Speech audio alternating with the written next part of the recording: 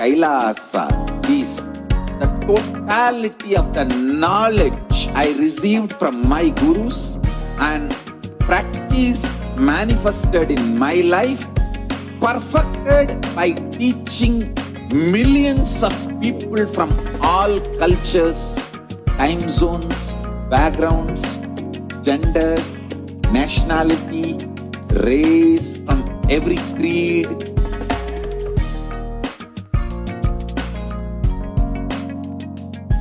So this absolutely perfected knowledge available to you, served to you in your home without even you moving out of your couch, free of cost.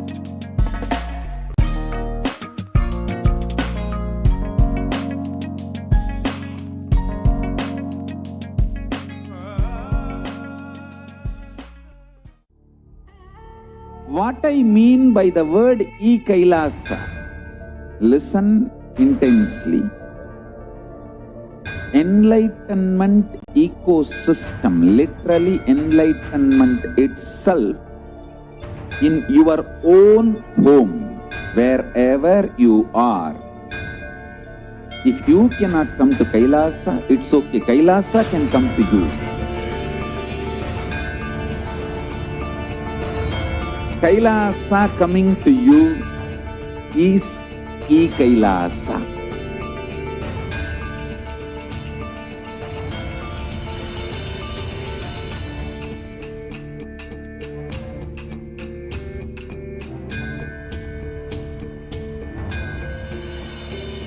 I will revive Hinduism.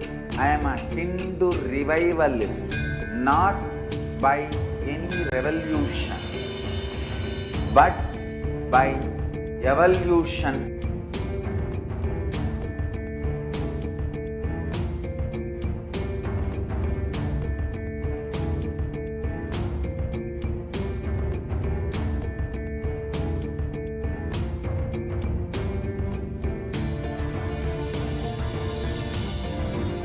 And setting model community.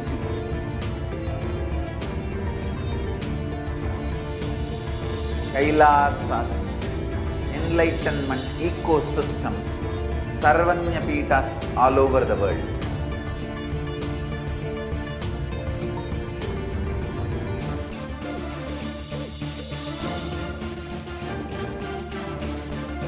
All powerful cognition, knowledge, only when you live, power manifestation and possibilities manifestation happens. It's a fundamental truth.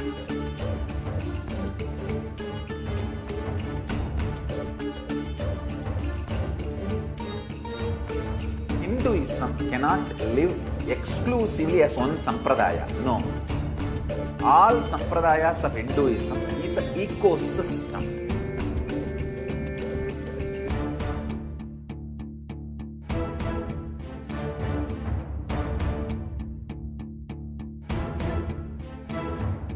So don't keep quiet thinking that if one sampradaya is attacked, only that sampradaya is going to be affected. All of us are ecosystem.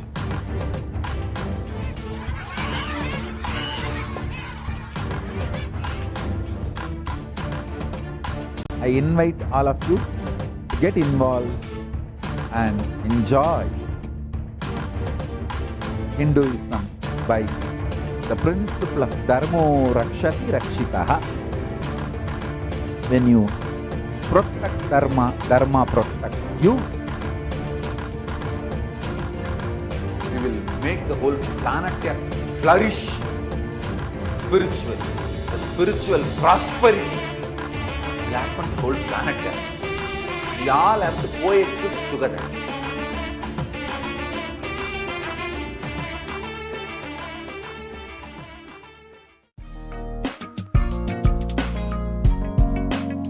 We get you health.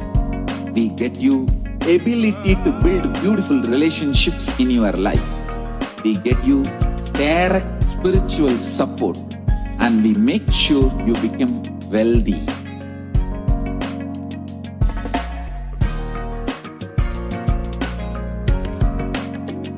We won't stop giving you just good life.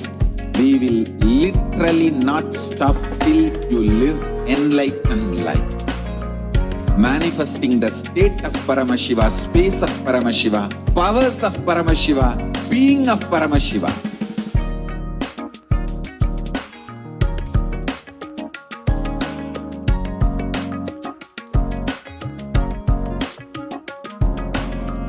Whole world should become e-Kailashian. I want the whole world to know Hindus have something great to contribute to the world.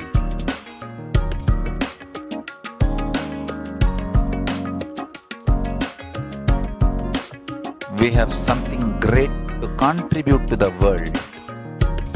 Let us do that.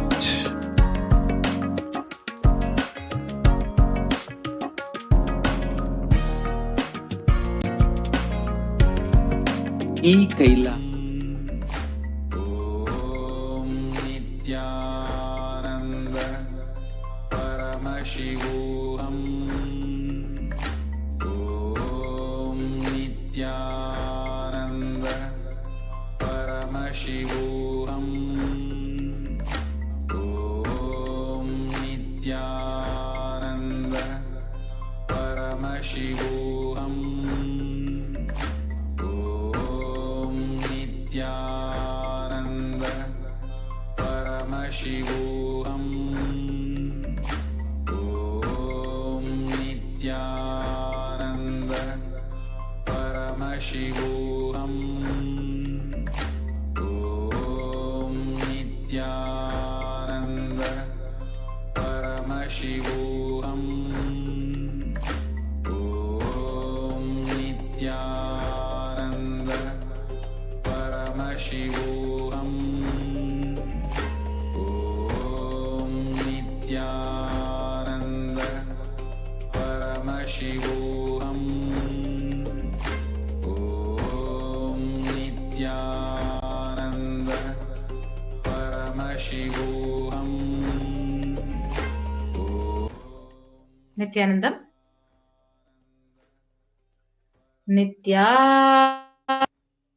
Sukadam Kevalam Jnanamurtim Dvandvatitam Gagana Shadrusham Tattvamasyaadilaksham Ekam Nityam Vimalamachalam Sarvadi Sakshibhutam Bhavatitam Trigunarahitam Sadgurum Tam Namami. Nithyanandam, everyone.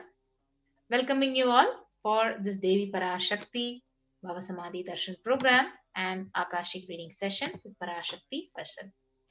So today in this program, we would be witnessing the demonstration of the extraordinary powers of third eye, understanding more and more about Devi PARASHAKTI and what are Akashic readings, how can we benefit from an Akashic reading session, and what are the questions we can ask in an Akashic reading session to PARASHAKTI, and the direct darshan, diksha, initiation by the Supreme Pontiff of Hinduism, the Nijavatara of Devi PARASHAKTI herself. So before we enter into the manifestation of extraordinary powers of third eye, before we witness the extraordinary power manifestation, we will understand a few basic terms. What is Bhava Samadhi? So Samadhi is being in one with the source, and Bhava is you having the right attitude. So Bhava Samadhi is you connecting with the source with the right attitude. So whatever Bhava you choose, through that Bhava, when you are one with the source, that is Bhava Samadhi. So when you see the signs of Bhava Samadhi Darshan, all these divine cosmic beings are real and they manifest from Kailasa, the enlightened time-space zone, through the deities and incarnation. So these divine cosmic beings, they manifest through the deities in temples and through Bhava Samadhi through the Nija avatars in the Bhava Samadhi Darshans. So the Bhava Samadhi, it literally awakens your Kundalini energy, which is the inner potential energy, the latent energy. And awakening of this energy, it results in extraordinary abilities expressing through you, like the third eye awakening, ability to have remote vision, ability to scan the body, levitation, teleportation, and materialization. And When the Bhava Samadhi Darshan happens, the Kundalini Shakti awakens and your whole brain comes alive. And this influx of superconscious energy, it slows your aging process, improving your immunity to any kind of a disease. So it just increases the level of your coherence and turning into a superconductor of conscious energies that would really heal, empower, and transform our lives. So in the spiritual angle, when you have the darshan, it becomes cleansing of lifetimes of your karmas and raising you literally to the next level of superconscious breakthrough. And it's like hitting the reset button in your being. So the most important concept is mirror neurons. So what are mirror neurons? So when you watch a swimmer, the same neuronal activity that is happening in the brain of the swimmer, it is mirrored in your brain too. So that is what happens. When you have the glimpse of the Bhava Samadhi Darshan, the same neuronal activity, whatever is happening in the brain of the incarnation is simply recreated in your brain, and you experience the superconscious energy that is radiated by the avatar himself. So we should all know that Akashic reading is not an astrological prediction, but it is a reading directly from the cosmic archives. That is why whatever has happened, whatever is happening, and whatever is yet to happen is very clearly already recorded. Yes. So now the Supreme Pontiff of Hinduism is going to be grazing as Devi Parashakti, the Nija Avatara, Devi Parashakti, and healing us, blessing us, and revealing all the great truths today. So, the Supreme Pontiff of Hinduism, Jagat Guru Mahasannidhana, His Divine Holiness, Bhagavan Nithyananda Paramashiva, is the reviver of Kailasa, which is a macrocosmic and ancient, enlightened Hindu civilizational nation. The Supreme Pontiff is the 1008th incarnation of Paramashiva, as per Hinduism, recognized by his predecessors who are enlightened masters and adepts. And he has made the science of our manifestation universities as a lifestyle for Hinduism. The Supreme Pontiff of Hinduism is ordained as the 233rd Guru Mahasannidhanam of the Kanchi Kailasa Sarvajñapītam, the incumbent emperor of the Surya Vamsa Surangi Samrajyam, the present 293rd Guru Mahasannidhanam of the Kailasonatha Shamala Pita Sarvajñapītam, the present Mahamandaleshwar of Mahanirvani Akhada, the largest apex monastic order. The Supreme Pontiff of Hinduism is the 1008th Acharya Mahamandaleshwar of the Atal Akhada, the ancient apex body of Hinduism. The present 23rd Guru Mahasannidhanam of Dharma Mukti Swargapuram Madinam is elected as the Supreme Pontiff of Hinduism by a congregation of over 1000 Hindu leaders. And he is revered as a teacher of Hinduism, the most prolific, most viewed, most read and watched, who has authored more than 300 books, 10,000 articles in more than 3 languages, in English, in Tamil, in Sanskrit, which is translated into 50 languages and over 1,000 titles, and has released over 20 million copies of books and articles, which are sold, read, and downloaded, and has released and delivered over 10,000 hours of discourses, and enriched over 1 billion lives digitally, and is respected as a commentator of all the sacred scriptures like the Bhagavad Gita, the Upanishads, the Shiva Sutras, the Brahma Sutras, the Yoga Sutras, Ashtavakra Gita, and Jain Sutras. So all these are actually available in the YouTube, and you can go ahead to the official YouTube channel, the Supreme Pontiff of Hinduism, and you can actually go ahead, download, listen to them, and get enriched. And he's honored as the leader of Hinduism, the most awarded internationally recognized Hindu leader, who is the reviver of 108 ancient Hindu sampradayas, including the Rudra Kanyas, the Rudras, Rishis, the Rishikas, Bhairavas, Bhairavis, Sannyasis. And Supreme Pontiff is the establisher of the largest Hindu university, Kailasa's Nithyananda Hindu University in the world, with satellite campuses in 150 countries. He is the establisher of 1,000 and plus Kailasa enlightenment ecosystems, the founder and reviver of over 100 Sarvajñapitas, the collector of the largest Hindu library with over 1 million books, 1 million palm leaf scriptures, and over 20 million digital books. So with that, we'll be moving on to the next segment of this program, the power manifestation. So we have our Nithyananda yogis and the Balasans who are joining with us, who will be demonstrating the powers of third eye, which are actually revealed by Paramashiva in the Agamas. And all of us also get an opportunity to scan our bodies and know what is the thought current that is leading to various diseases in our body, and also witness the live demonstration of the third eye and participate in the demonstration. So, with that, we'll be moving on to the next segment after a short break.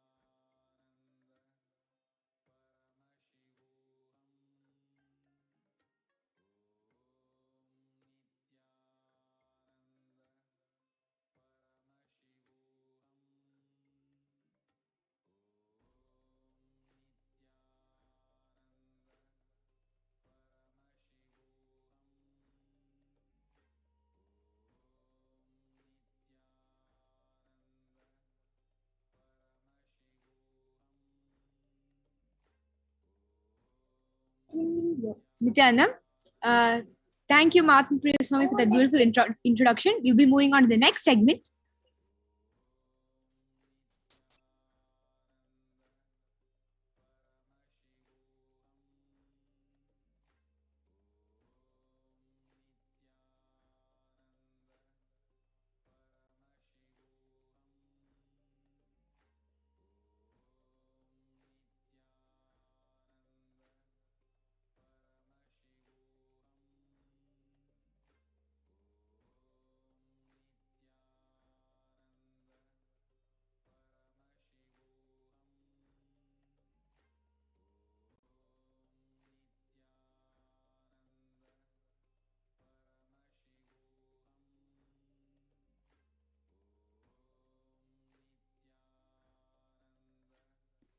Nithyananda, thank you, Martin Swami, for that beautiful introduction.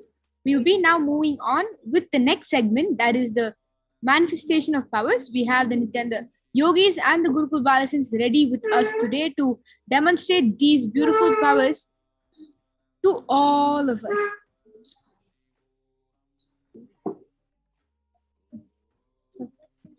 Yes.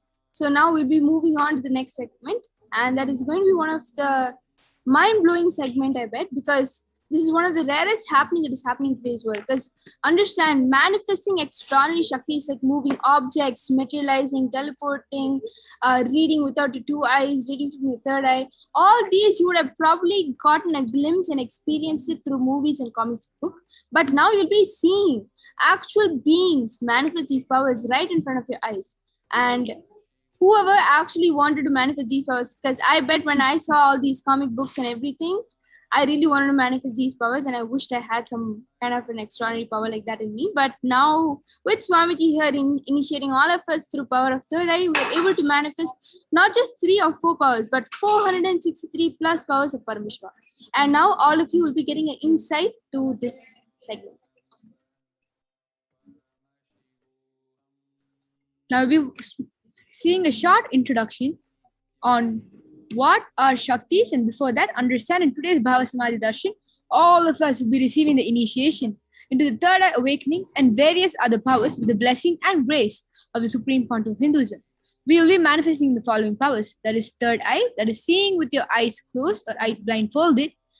For all of you who do not know what the third eye is a cosmic browsing center located between the brows, which upon initiation, one can effortlessly express powers and see through the third eye, just as you would with 2 eyes. And we'll also be manifesting the power of thought, scanning the thought current.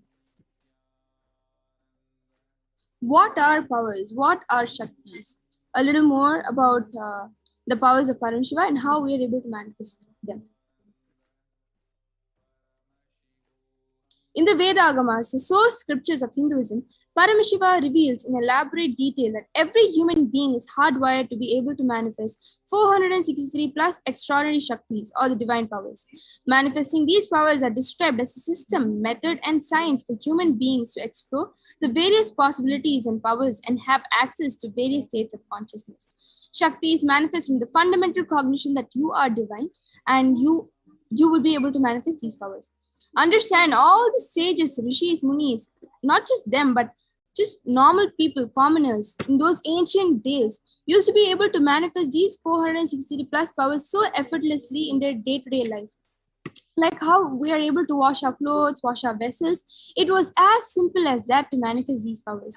But over the years, due to foreign invasion and foreign persecution on Hinduism and Hindus, we have forgotten that major part of us because of the lower self-image we held due to these persecution that happened on us. And these terms such as Shaktis have become something that is so new to us that even if we go and tell a new person on the street that you are capable of manifesting these powers, they will not be able to cognize and understand that, right? So let us learn more about what Shaktis are. And now we'll be presenting what the difference between Shaktis and Siddhis. Now, Shakti is expressed from the space of enlightenment as a side effect of feeling connection with the divine and high integrity with the Guru. Shaktis are the source of enlightenment. Whereas Siddhis are powers that manifest from tapas or penance for enlightenment, and Siddhis are on path of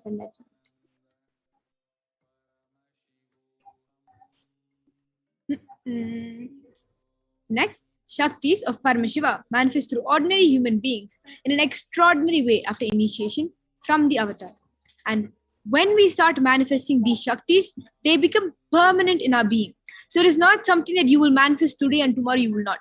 Once the third eye is initiated and activated, the Shaktis that manifest through it is going to be permanent and you'll be able to express it for the rest of your life.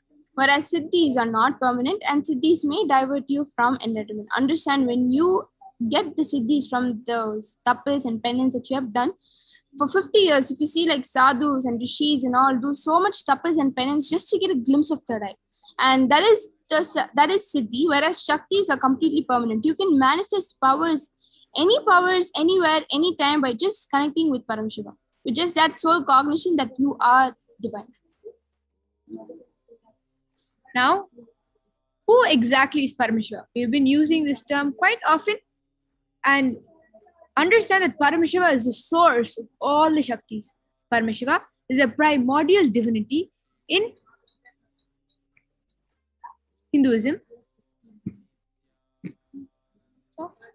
the ultimate reality and cause, which is self-effulgent, Swayam Prakasha, all-pervading, unchanging beyond time, space, form, and causality. As the fundamental base of Avyakta, the unmanifest in the Vyakta, the manifest existence, he performs the Panchakritya of 5 cosmic acts of Srishti, creation, Sthiti, sovereign rulership and maintenance. The third is the Samhara, which is the rejuvenation. The fourth is the Trobhava, which is pulling out of delusion. And the final act performed is Anugraha, which is liberating grace for all living entities. Now we'll be looking a little bit more into the living avatar of Paramashiva.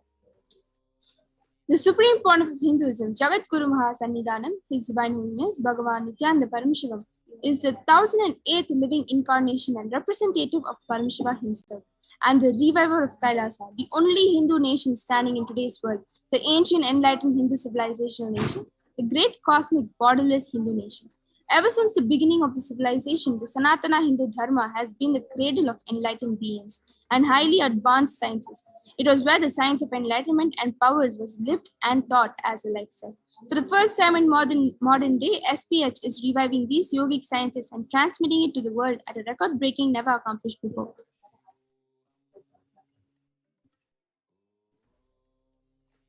The knowledge and science of manifesting these Shaktis are passed down from one generation to the next through Diksha, initiation by the enlightened Gurus. The Supreme Pontiff of Hinduism, being recognized as an incarnation at a very young age, was trained and taught these sciences to revive the initiation and knowledge repositories for billions to manifest science of power manifestation from the disciplines of Vedanta, Tantra and Sri Vidya, Yoga and Yogic powers, Mantra Shastras, Siddha Vidya, science of Aushadha, Advaita and Bhakti Yoga, Paramashiva Jnana and Paramashiva Vijnana. Here you can see the picture of Swamiji's gurus, Mata Vivekananda Puri, Pondi Swamigal, Isaki Swami.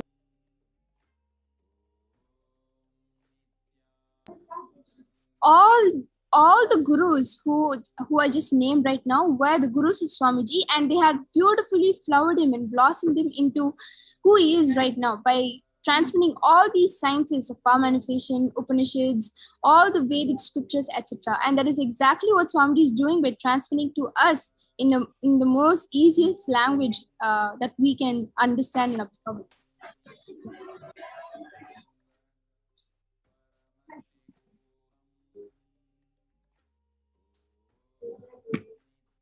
So, how do we awaken these divine Shakti in us?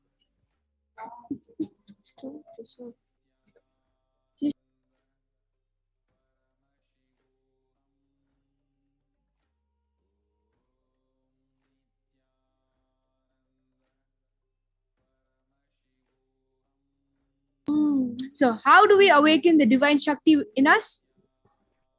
I'm sure all of us will be curious now that we have introduced power manifestation and the possibility of each and every one of you manifesting this power. And very, very shortly, you will be witnessing with your own two eyes the manifestation of this power.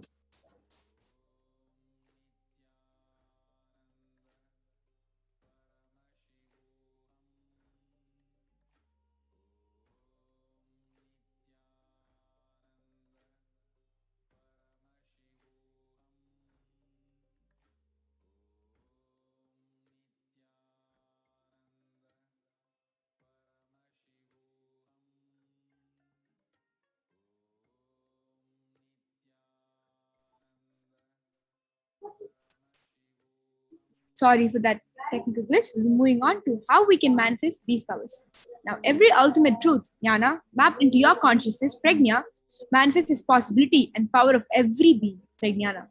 And with this, and understand a powerful cognition and an initiation from the avatar is all that is required to manifest these Shaktis. And now we'll be watching a small clip on what exactly is Diksha or initiation.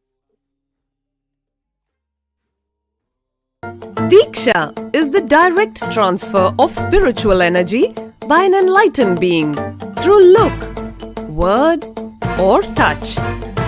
The traditional Vedic book Navaratneshwara states, Sarva samapi dikshanam muktihi phalamakhanditam avirodhat bhavantyeva prasangyastu bhuktayaha.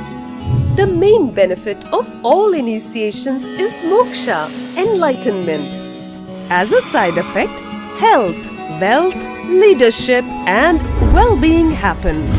And in Rudrayamala Tantra, Shiva says, Devi diksha vihinasya na siddhihi na cha sadgatihi tasmat sarva prayatnena guruna dikshito bhavet.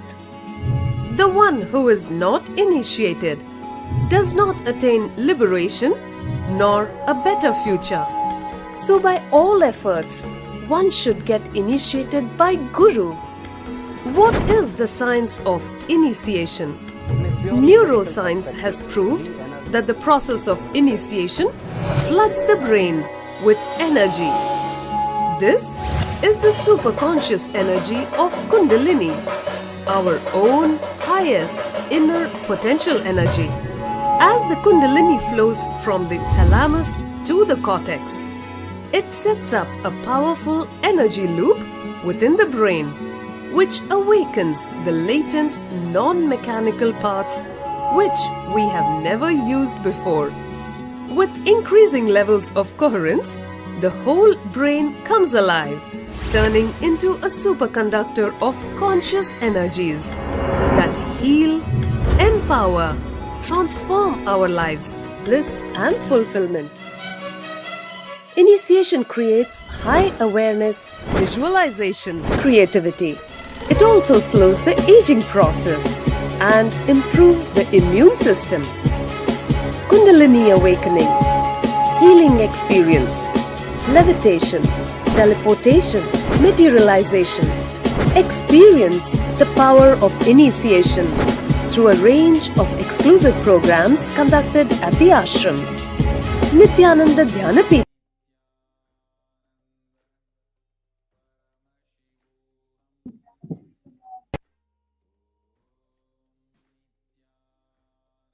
So now I'm sure all of us understand what exactly the initiation is going to be doing to one and how it's going to change the entire way the body works to be able to manifest these amazing Shaktis.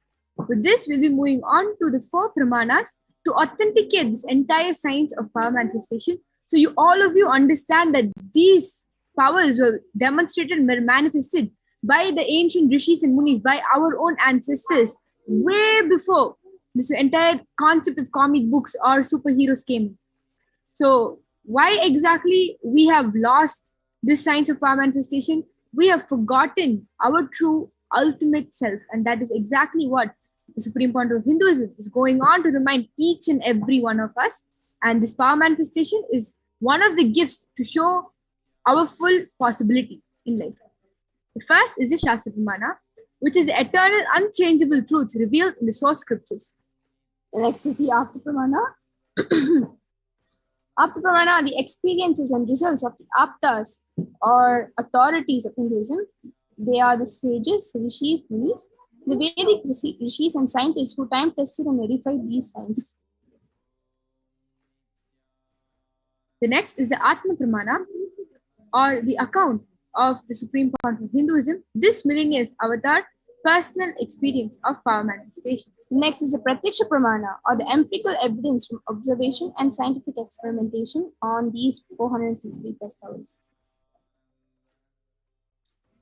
And the Shastra Pramanas are taken from the Vedas, the Veda Agamas. So what exactly are these Veda Agamas? Understand that the Veda Agamas is a living applied science. The Vedas are the ultimate superior authority for Hindus. Vedas are pure science where the ultimate truths are explained. Agamas are the scriptures where the applied technology, the applied science is expanded. The Vedas and Agamas, the Veda Agamas, are given the status of Shruti as they are directly revealed by Parameshwara. They are the ultimate, eternal, unchangeable truths. A reference cited from these Shastras or source scriptures is called the Shastra Pramana. Now let us get ready to witness a very unique and exciting demonstration of the power of third eye. Before that, we'll be getting on to the Pramanas on this particular power.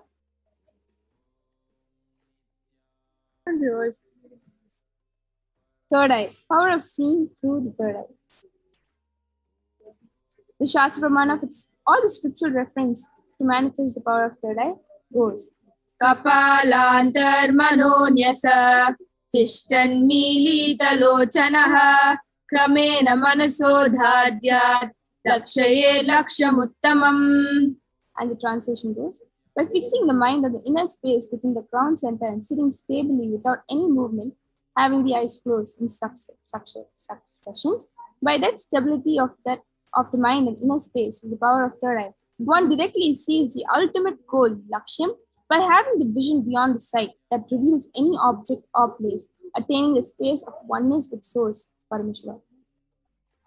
The next is the Apta Pramana. This is where Bhagavan Krishna, initiates Arjuna into the power of third eye during the Mahabharata war, for Arjuna to have the cosmic, to witness the cosmic form, the Vishwarupa Darshan of Lord Krishna.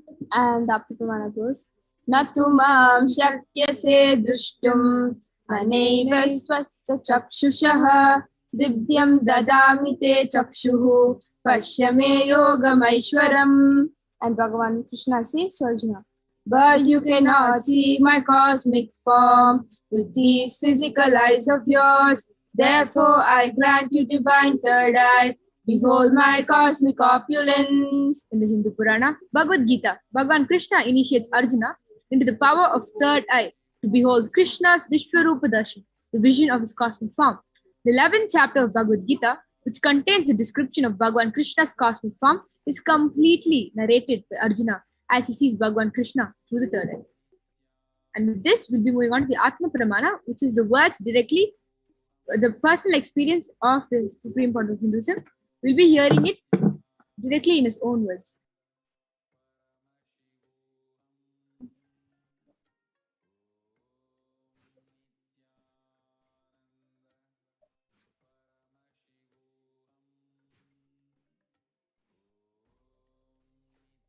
And the Atma Brahmanas where Swamiji had his first experience of being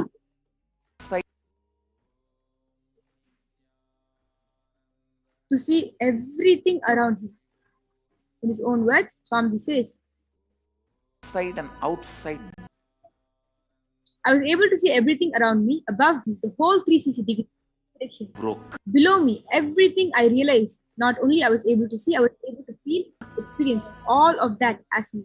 That is the Atma Pramana where Swamiji himself has that experience of the third eye awakening when he had his enlightenment experience on the Pavlakundu rock, where he was able to witness and feel everything around him as him, and he was able to see 360 degrees around. And that is the way in which this power of blindfold reading or this power of third eye had manifested in the supreme point of Hinduism. Now, we have moved on to the Pratyaksha Pramana, which is the empirical evidence and observation and the scientific experimentation. So, you can see a photo here of the supreme point of Hinduism being tested using the positron emission tomography, and you can see the results showing that when doing daily activities, there's high activity measured in the brain where the third eye is located, and when in deep samadhi state, only third eye region is active and almost 90% of the brain, the rest of the brain is at peace. And understand, once the third eye is activated, you can see that most of the activity is still happening through the third eye, and that is what is going to happen for all of you when you will start manifesting this power. The use of your third eye is going to happen in such speed that you will understand, and you will see that everything that you're manifesting, you'll be manifesting around you through your third eye. And with this, we'll be moving on to the Sakshi Pramana. This rare sacred science of third eye awakening is being made available to humanity for their ultimate enrichment and conscious evolution by the Supreme Point of Hinduism as a living incarnation of Parameshwara. He embodies the most profound yogic states that surpasses all bounds of time, space, and matter. The Supreme Point of Hinduism is gifting this pure, great science of third eye awakening to this whole world. Understand? Swamiji's greatest contribution in today's world is revealing and reviving the science of power manifestation. Because over the years, we have become so diluted, and the powerful cognitions we hold are not powerful anymore, and we're so vulnerable to the word impossibilities. And just by Swamiji reviving the science of power manifestation, which was a lost science for a long time until he revived it, and spreading it and transmitting to all the people around the world, just by manifesting these powers by the disciples, they are able to gain back their identity of who they really were at one point in their life. And they are knowing their full potential through manifesting these powerful Shaktis. So understand, this is one of the greatest contribution that Swamiji has given to the world and us. He has initiated millions of people, and they have experienced the profound results as extraordinary powers in their everyday life. Now get ready to witness the Nithyananda Gurukul Balasins manifesting the third eye power, where they'll be able to see without using their physical eyes, and they'll be able to see with their third eye. Now we'll be moving on to the next segment with a short break.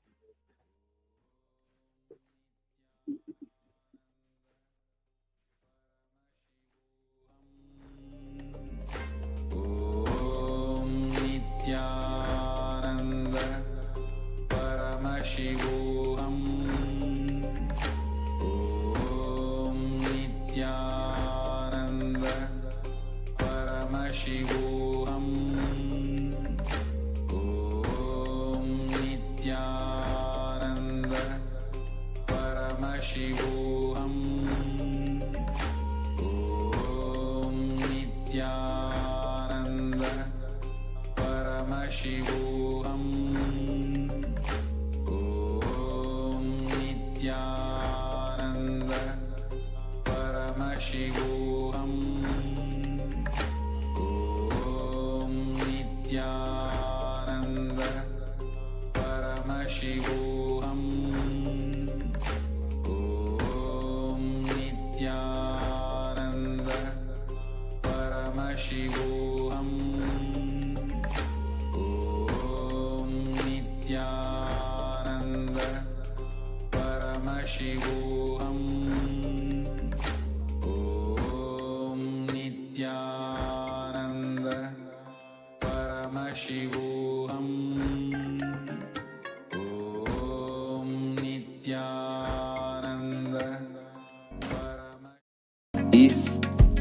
proper customized spiritual service helping you to identify your root patterns of suffering. We have perfected the science of helping every individual from every cultural, religious, nationality background.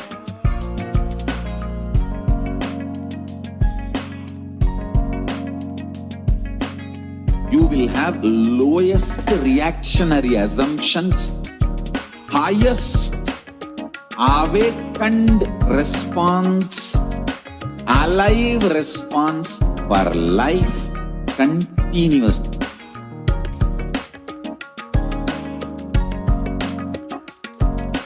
E-Kailasa is enlightenment ecosystem, literally enlightenment itself in your own home, wherever you are. Proper customized spiritual service helping you to complete with your life negativity, withdrawal from life, self-hatred, self-denial, self-doubt, so much of tiredness, laziness. We can support you aligning your diet, your attitude, your aptitude, your understanding about life. We can help you with everything.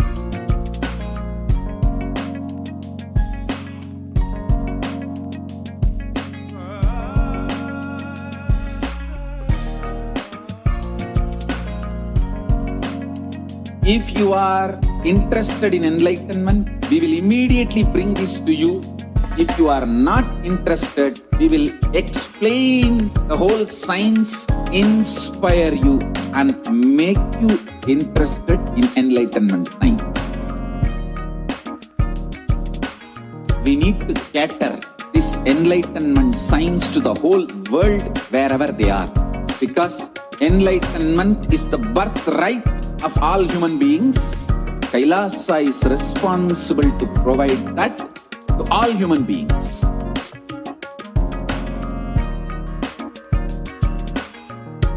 Kailasa is the totality of the knowledge I received from my gurus and practice manifested in my life, perfected by teaching millions of people from all cultures, time zones, backgrounds, genders, nationality, race, from every creed.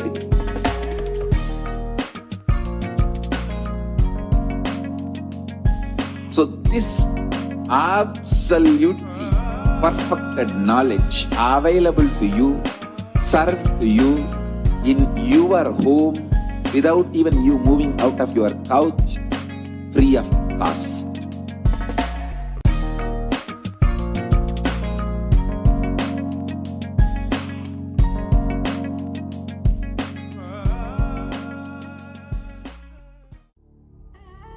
What I mean by the word E-Kailasa, listen intensely.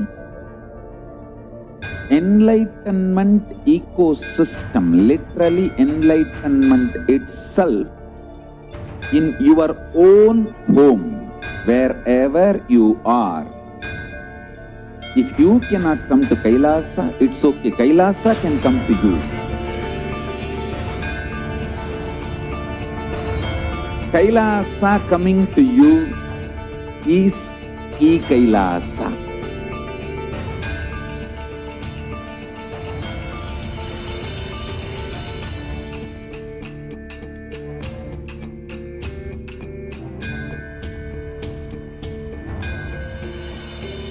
I will revive Hinduism. I am a Hindu revivalist, not by any revolution, but by evolution.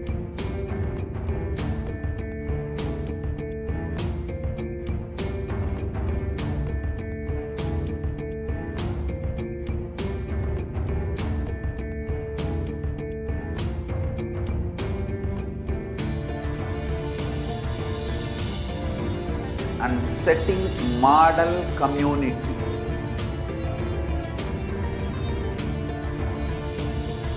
Kailasas, enlightenment ecosystems, Sarvanya Peethas all over the world.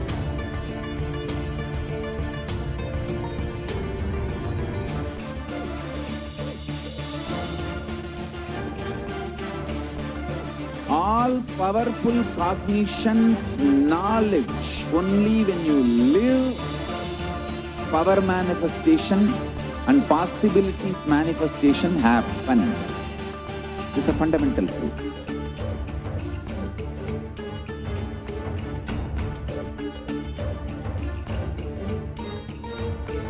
Hinduism cannot live exclusively as one sampradaya. No.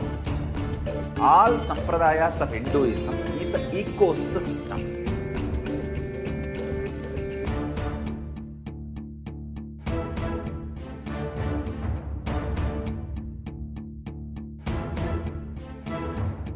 So don't keep quiet thinking that if one sampradaya is attacked, only that sampradaya is going to be affected. All of us are ecosystem.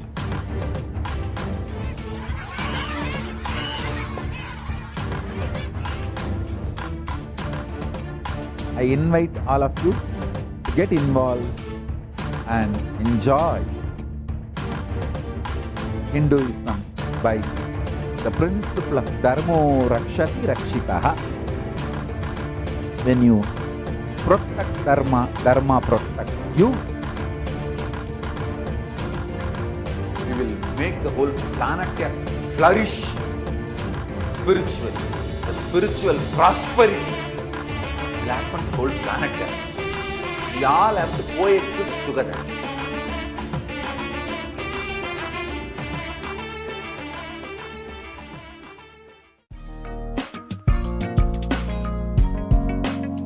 We get you health. We get you ability to build beautiful relationships in your life. We get you direct spiritual support, and we make sure you become wealthy.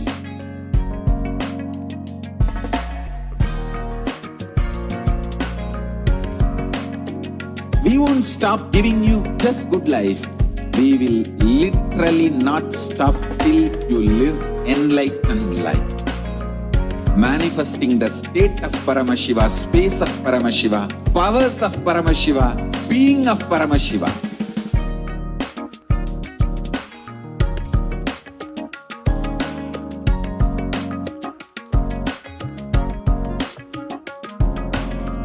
Whole world should become e-Kailashians. I want the whole world to know Hindus have something great to contribute to the world.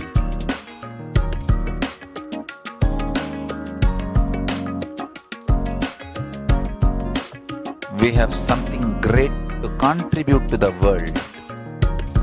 Let us do that.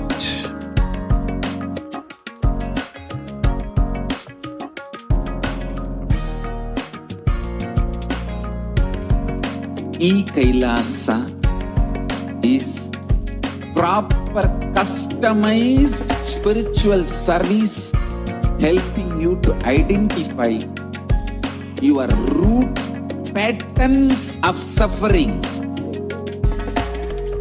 We have perfected the science of helping every individual from every cultural, religious, nationality background.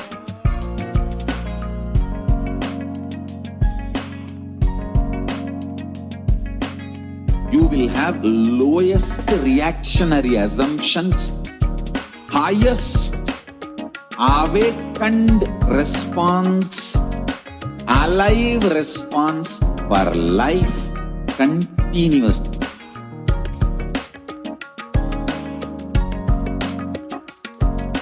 E-Kailasa is enlightenment ecosystem, literally enlightenment itself in your own home, wherever you are.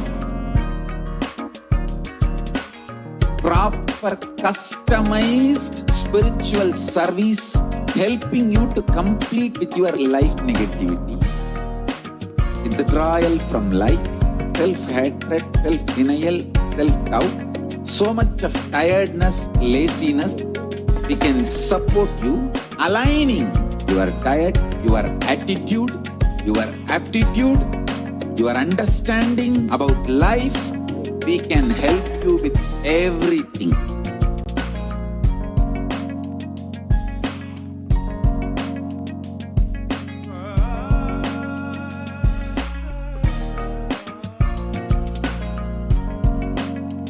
If you are interested in enlightenment, we will immediately bring this to you. If you are not interested, we will explain the whole science, inspire you and make you interested in enlightenment time. We need to cater this enlightenment science to the whole world wherever they are, because enlightenment is the birthright of all human beings. Kailasa is responsible to provide that to all human beings.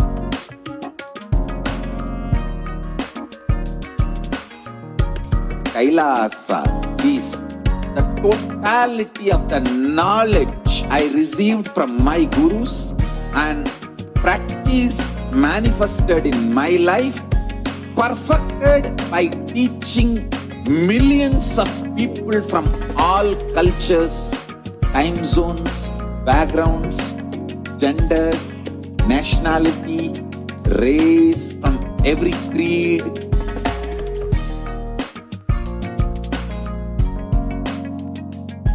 So this absolutely perfected knowledge available to you, served to you in your home without even you moving out of your couch, free of cost.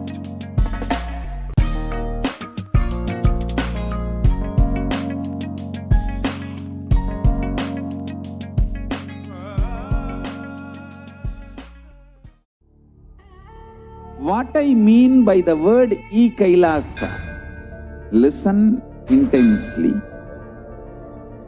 Enlightenment ecosystem, literally enlightenment itself, in your own home, wherever you are.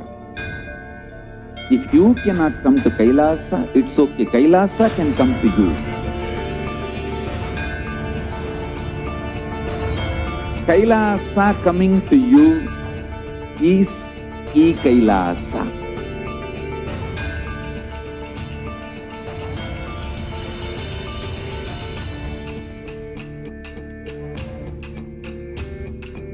Power of third eye by the Balasins of the Nithyananda Guru. Om Nithyananda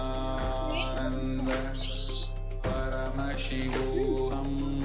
Yes. Completing for the technical glitch. Let us now witness an extraordinary demonstration of the power of third eye by the Balasins of the Nithyananda Guru.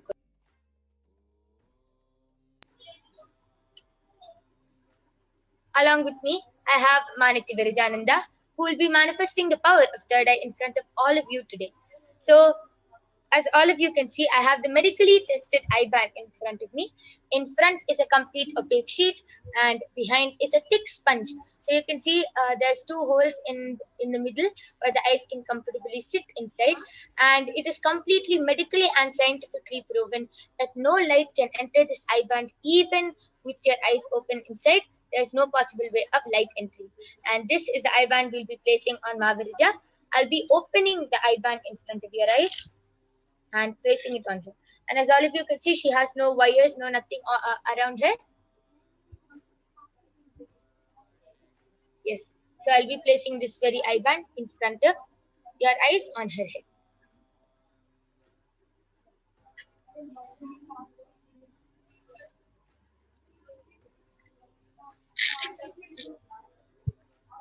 Yes, Mahavirija, are you comfortable? Yes. Yes. So Mahavirija is also comfortable. And I request all of you to start posting your comments and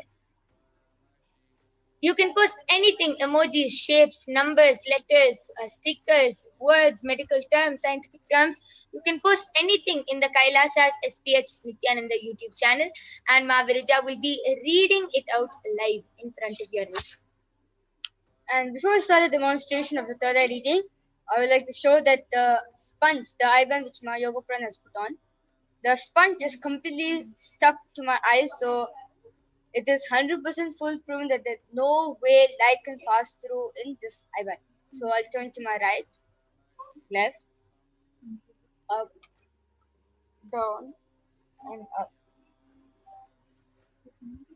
Yes, so you can see that the eye band is completely covering Ma Virija's eyes. Now I request the YouTube comments to be projected.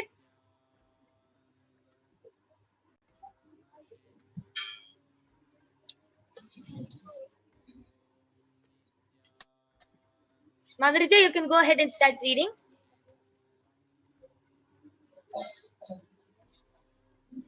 Yes, expressions of me as posted. Nithyananda Ma Virija, looking forward to the boss scan segment. Thank you, thank you, thank you, and blessings in 3Xs. Okay.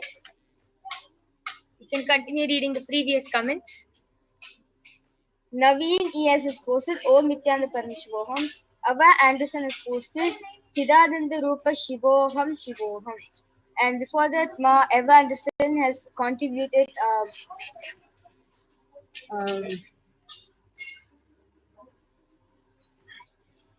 Has contributed to Kailasa. yeah, has contributed to Kailasa. And Ma Eva Anderson has posted Nithyananda before that. Yes.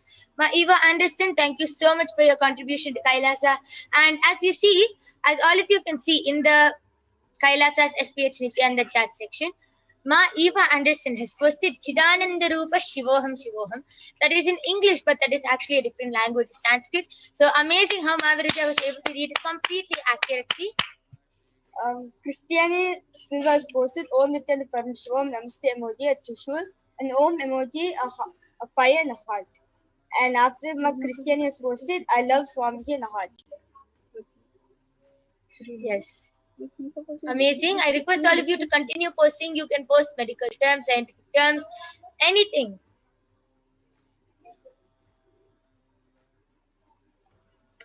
Ma Eva Anderson has posted Mama Chaturvida Purushartha Siddhartha Jape Viniyogaha. Yes, so that is part of the Sankalpa mantra, which amazing. Ma Virija was able to read through the third eye.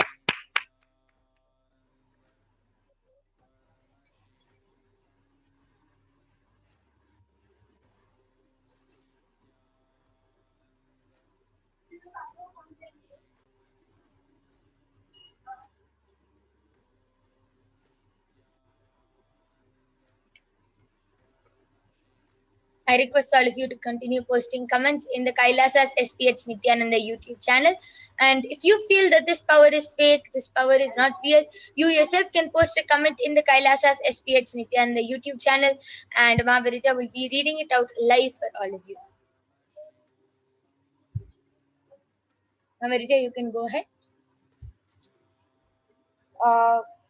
Mahesh has posted Om Nithyananda Parameshvoham Namaskar emoji.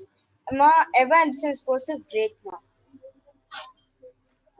Amazing. That is also completely accurate.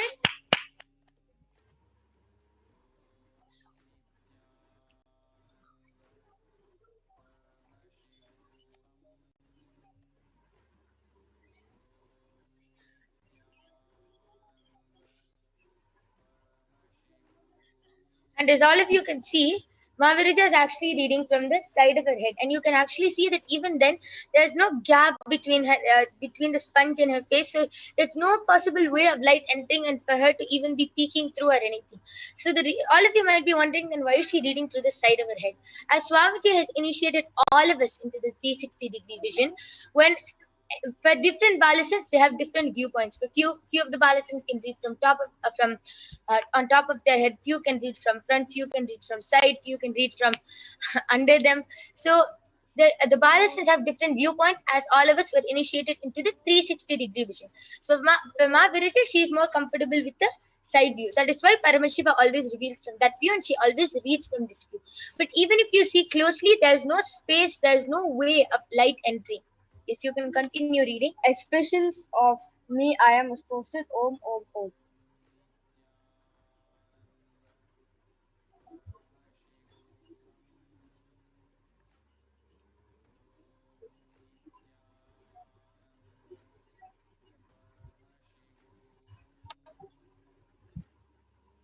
I request all of you to continue posting. Mahamari is eagerly waiting to demonstrate this power of third eye to all of you today, for you to be able to witness and have an experience of how it is to manifest these powers.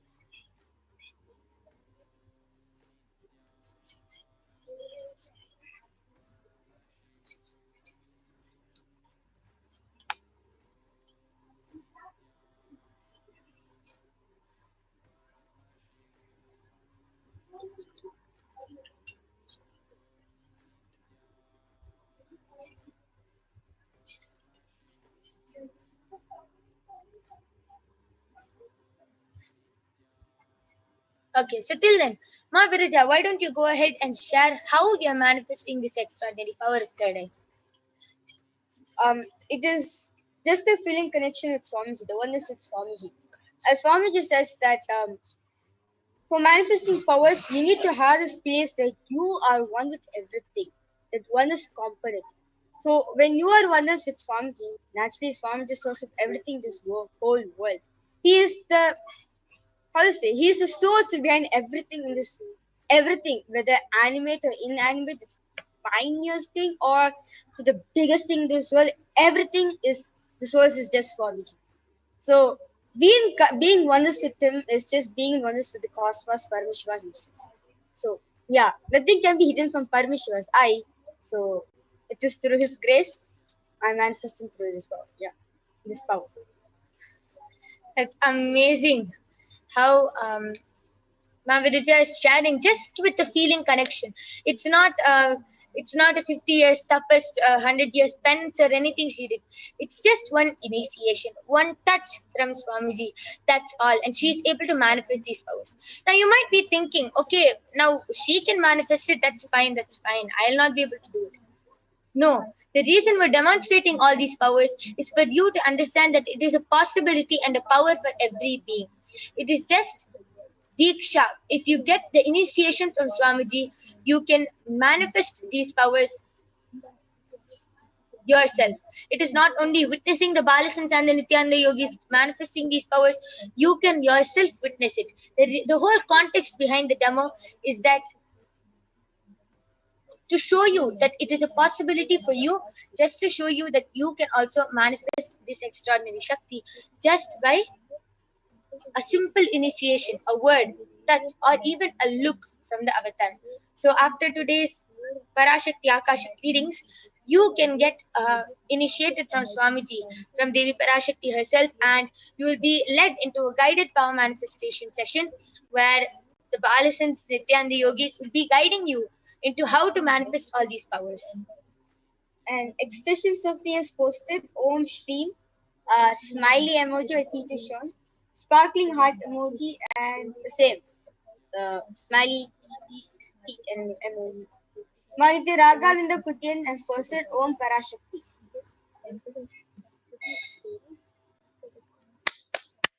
Beautiful. That was amazing. She has read it correctly and accurately. And now I'll be removing the eyeband of Mahamari. So all of you can see how Mahamari was able to read all these comments fluently without stopping and without making any mistake. She was able to read everything fluently. She was able to read emojis, numbers, letters, and sentences, and was even able to read all of your names out. So I'll be removing the eyeband of Mahamari now.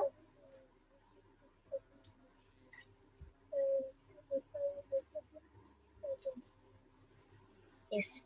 So you can see the eyeband is completely the same, just as how it was before we put the eyeband.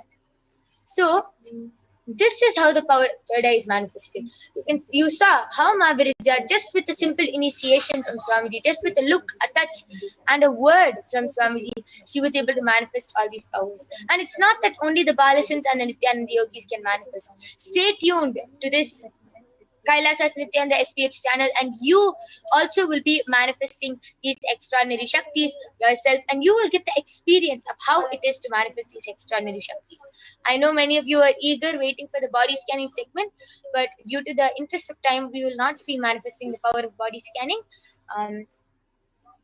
But definitely, you can surely join us back tomorrow every day at 2 a.m. IST and 4 p.m. IST. And every day, we'll be having this power manifestation segment. And you can call your family members and friends, and you yourself can get a body scanning just by requesting in the Kailasa's SPH Nithyananda YouTube channel. You can request and get a body scanning. And please do call your family members and friends, as they can witness how this power is manifested, how the Balasins and Nithyananda yogis are able to manifest these powers just with initiation of Swamiji, and they will also be able to get the direct experience of manifesting these powers. And with this, we would like to conclude this power manifestation segment. We thank all of you for joining us in this beautiful power manifestation segment, and stay tuned to witness, to learn about who is Devi Parashakti, what are the Akashic readings, and you'll be learning much more in the further segments. So we thank all of you for joining us. Please stay tuned for the upcoming segments. We'll be back after a short break. Thank you, Nithyananda.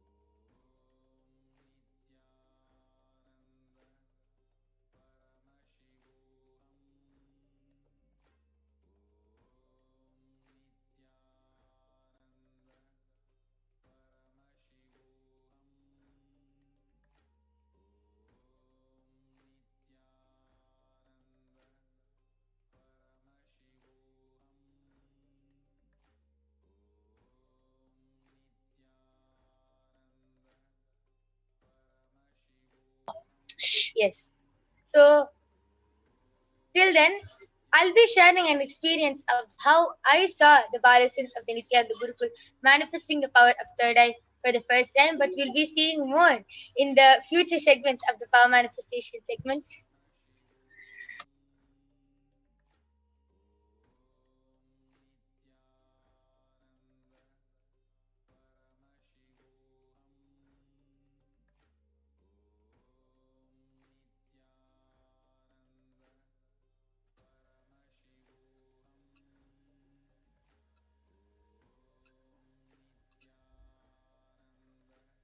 Nithyanandam, everyone, welcome back. So we'll be now moving on to the next segment of this program, knowing more about the divine. Yes. So we'll move on to the next segment by chanting the Lalita Sahasranam.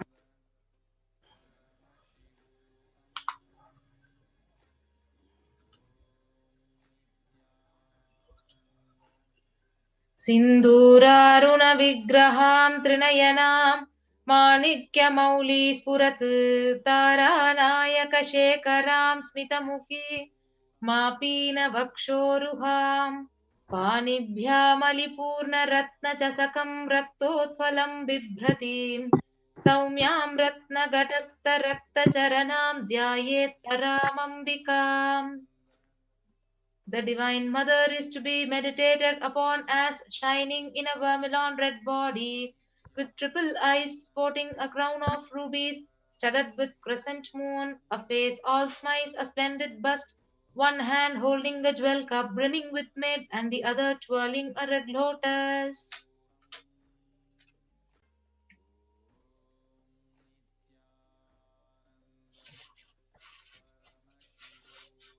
We'll move on to the next sloka.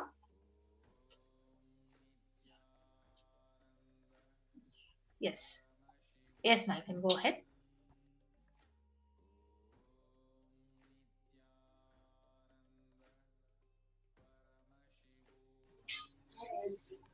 अरुणां करुणां तरङ्गिताक्षीं धृतपाशाङ्कुशपुष्पबाणचापाम् अनिमादिभिरावृतां मयूखैरहमित्येव विभावये भवानीम्.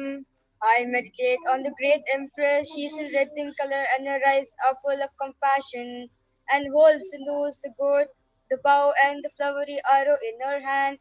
She is surrounded on all sides by the powers such as Nima for race, and she is the self within me.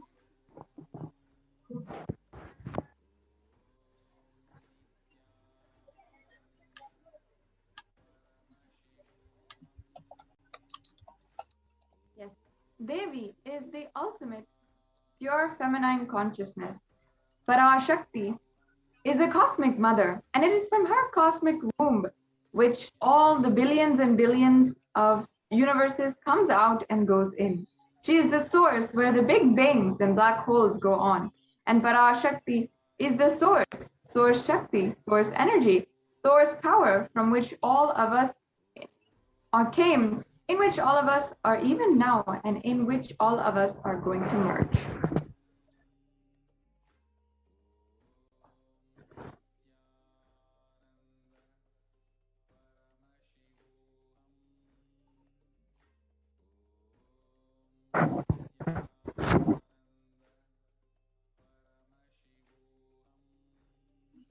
And out of her extreme love and compassion, PARASHAKTI herself is manifesting through the embodied form as Nijavatara of the Supreme Pontiff of Hinduism, Jagadguru Mahasannidhanam, His Divine Holiness, Bhagavan Nithyananda Paramashivam.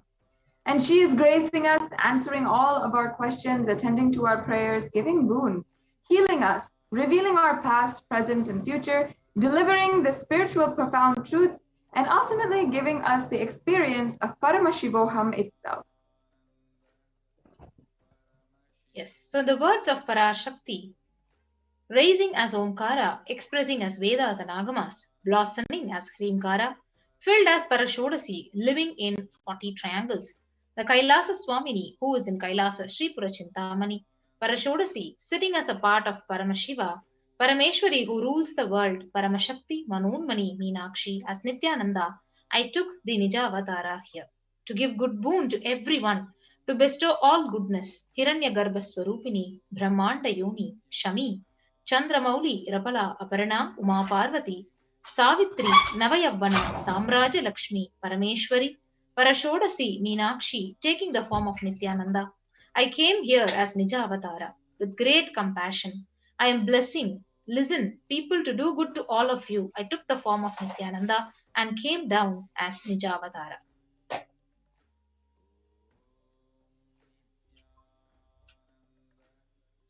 Can you unmute yourself, Ma?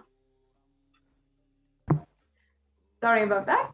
Continuing the words of Parashakti herself, raising in Omkara, blossoming as Shiva, and Shiva manifesting as the source of existence, powers of existence, expression of existence from the oneness of Om, blossoming into two as Prakriti and Purusha, blossoming as three as Icha, Kriya, Jnana, and growing as the 4 Vedas, expanding as the 5 Panchabhutas, beyond the 6 chakras, filled as the gotras of the 7 rishis, expanding as 8 directions, existing as 9 grahas, blossoming as 10 indriyas, being as 11 rudras, creating all the worlds, bringing life to tell and make truth blossom, and to do good. Parashodasi, Meenakshi, in the form of Nithyananda, I came to bless every one of you.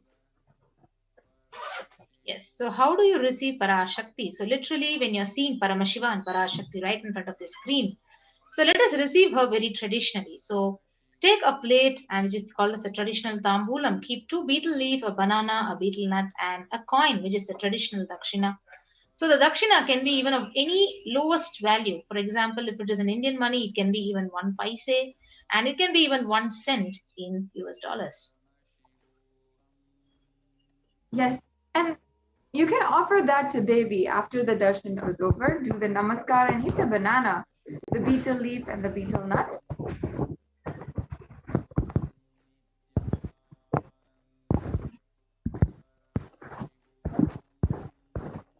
And then you can send those coins to the Los Angeles Nithyanandeshwara Hindu temple. Now, the betel nut and the betel leaf may look really small, really trivial to you, but you'll understand in just a few days how the sacred sentiment grows inside of you. And you understand really she is there. She is manifesting in front of you. And you'll not take the Devi darshan for granted. Rituals will break your monotonous mentality and lifestyle and remind you to live the powerful cognitions. It will simply break your unconscious behavior.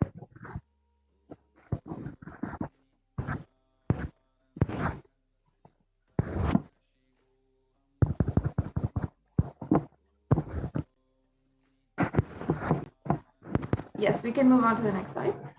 Yes, so here we have a set of the items required for setting up your tambulam, which is the banana, betel leaf, the coin, and we also have the traditional plate, which is the arrangement for all of the items that we just told. So the 2 betel leaf, 1 banana, 1 betel nut, and 1 coin. And additionally, if you'd like to, you can have a coconut, some flowers, glass bangles, and red vastram, which are traditionally offered to Devi Parashakti as well. So these are some of the very beautiful sacred sentiments from the Hindu tradition, which we are sharing with all of you in order for you to experience the divine in such a divine and sacred way in your own home. So now we'll be moving on to the next segment and understanding what are Akashic readings. How do they make a breakthrough in your life? How do they work in your life? And how today we can manifest the breakthrough that you want, whether it is in your life, your wealth, your relationships, or your job and career, whatever it is, how Akashic readings can make the breakthrough that you want happen in your life. So yes, as we can see, Akashic records are records created in space. Whatever has happened in time is there in space as a file in the cosmic archives. And we should understand that nothing can be destroyed. Our actions, thoughts, plans, emotions, and words, nothing can be destroyed. Akashic records are the cosmic archives of everything that has happened, that is happening, and what will happen. Akashic records are the verbal, the visual, the 5-dimensional document. Whatever is happening is continuously getting recorded. So all the information you collected from all your births is in your DNA. You can access some of them just to understand and not to waste your time doing the same actions again and again.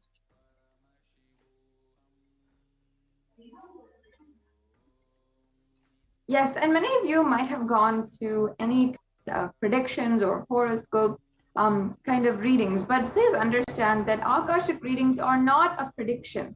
It is a retelling from the cosmic archives, and there is no such thing as past, present, and future in the cosmic archives.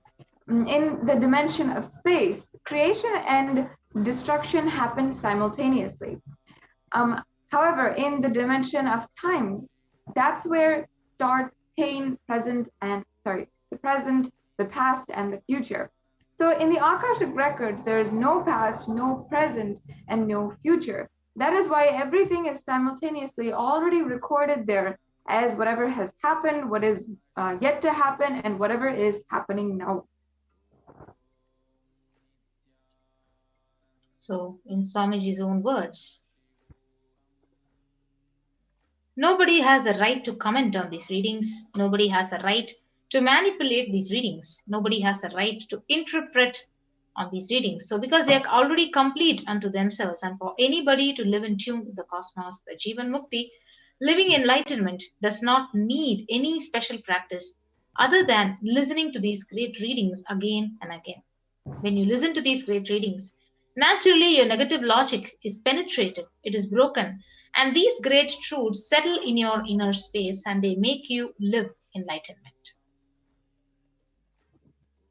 And only an avatar can decode the Akashic readings.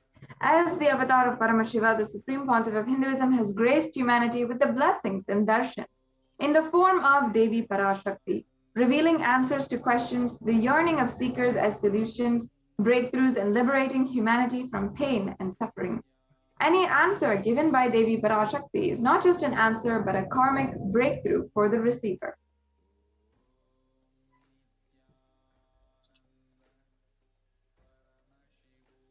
So let's move on to the Shastra Pramana from the Vijnana Bhairava Tantra, Dharana 61, Sutra 84. Akasham vimalam pashyan kritva drishtim nirantaram shabdatma tatshana devi bhairavam vapurapnuyat. The English translation goes, Bhagavan Paramashiva says, looking at the spotless infinite etheric space, Akasha beyond the sky and clouds, one should fix one eyes from the third eye without blinking continuously and make the body steady and motionless. In that very moment, O Devi, one attains the nature and powers of infinite space, Bhairava. Next is the Apta Pramana, the scriptural reference from the Hindu Purana Mahabharata, which narrates the story of the great sage Maitreya, who reveals the secrets to Vidura, the story of his birth in the human form, and reasons of all his suffering. So sage Maitreya, he accessed the Akashic records and told Vidura that he was not an ordinary man, but in fact he was an incarnation of Yamaraja, the Lord of Death itself. So he was to play the part of a so-called Sudra for at least 100 years just because of the curse by the sage, the Manduka Muni. The Supreme Pontiff of Hinduism elaborates all the interactions and all of the information that you collected from all of your births is there inside of your DNA. And you can access some of these just to understand and not waste time doing the same actions again and again. Accessing the DNA code, reading the Akashic records will be useful for you to be liberated from your default future, bringing an end to binding cognitions, known and unknown suffering, and leading you to experience enlightenment. Paramashivoham. So only an avatar can alter the Akashic readings. So the initiated Balasans can view the Akashic readings, but only an avatar can alter, he can edit, upgrade, and change the Akashic records. So during the darshan, the Supreme Pontiff literally blesses and upgrades the Akashic records as per the prayer of the devotees.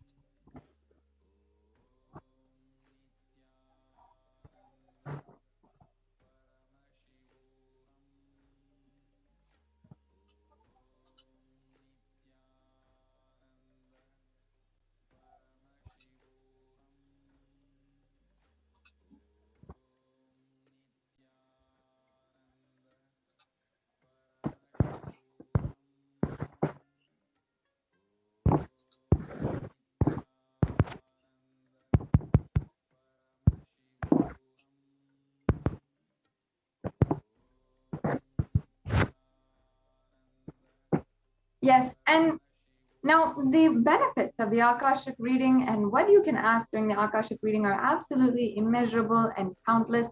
But if you want to know just a glimpse of what you can have, what the transformation that you can have, it is the most accurate and unbiased answer to any of your questions about life, destiny, purpose, or any other everyday part of your life, you can be spiritually healed of physical and emotional problems with just one look or word, and understand the reasons behind your life's happenings. You can receive blessings to fulfill your right desires and get the clarity to redesign your future. So this brings us to a conclusion for this introduction to Akashic readings. And I hope each and every one of you understands now how the breakthrough can happen in your life. Now, if you're wondering, let's go on to the next step. Now that we know what Akashic reading is, yes, now you're ready. You can get ready to ask your question and interact personally with the divine cosmic being. So on the YouTube channel of Kailasa, you can go to Kailasa's SPH Nithyananda, which is the official YouTube channel of the Supreme Pontiff of Hinduism, and click join under the live video to join for the membership of the channel. And that gives you an array of various benefits and access to all of the videos that the Supreme Pontiff of Hinduism has given spiritual discourse, has given satsang, has done different programs and sessions and so forth. And your questions can be asked during the live Baba Samadhi Darshan in the super chat. As you can see, you can ask your questions, very simple process, and ask to Devi, request her to bless you and fulfill your prayers.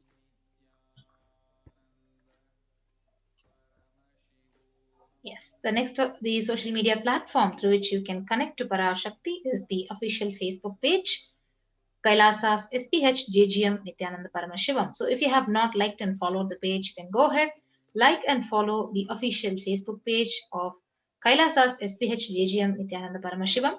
And after that, during the Akashic reading session with Devi Parashakti, you can ask your questions under the live stream in the comment section, which is mentioned here. And if you're a frequent user of Twitter and you want to, you can interact with the divine cosmic being, Devi Parashakti, on Twitter. So you can reply to the tweet at Sri Nithyananda in Twitter. So first of all, ensure that you are following Sri Nithyananda, the official handle of the Supreme Pontiff of Hinduism, on Twitter. And you can ask your questions in the reply section of the live feed of Devi Bhava Samadhi Darshan. Use the hashtag AskTheAvatar and tag at Sri Nithyananda, and you will be able to have the grace and blessings of Devi Parashakti. Next platform is the Instagram. So you can go ahead and follow Sri Nithyananda on the Instagram. And after that, you can start asking your questions in the comment section under the live stream. Finally, if you are not on any social media platform and you still want to ask any question or request any prayer to Devi Parashakti, you can go to kailasa.org and send your question or prayer through the WhatsApp widget, which is available for everyone on the kailasa.org website. And if you're not on WhatsApp, also you can use the live chat option in the right-hand side. So now this brings us to a conclusion on how you can ask the question. And in the next segment, we will be understanding Devi Parashakti's guidance for the whole humanity and how that has literally been the best guidance, as we saw that exactly as what Devi said, just within a few days, everything would literally be seen in reality. So that comes up in the next segment. For now, we'll be right back with you after a very quick break.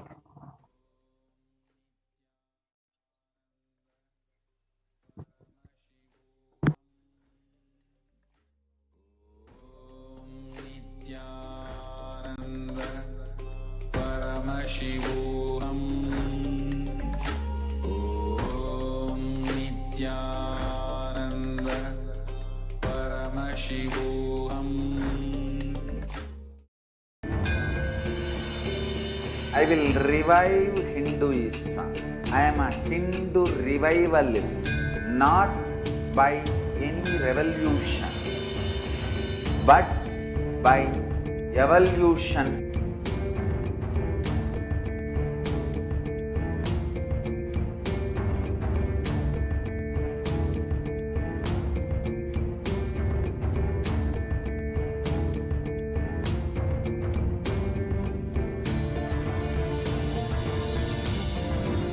and setting model community.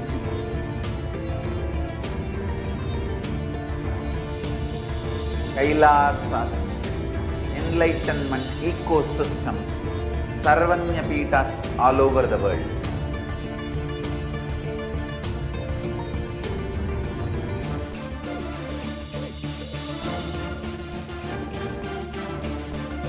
All powerful cognition, knowledge, only when you live, power manifestation and possibilities manifestation happens. It's a fundamental truth.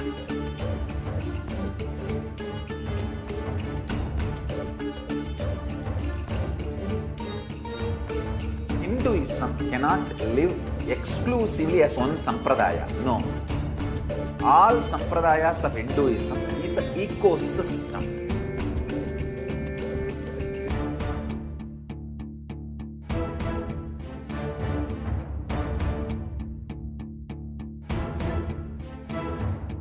So don't keep quiet thinking that if one sampradaya is attacked, only that sampradaya is going to be affected.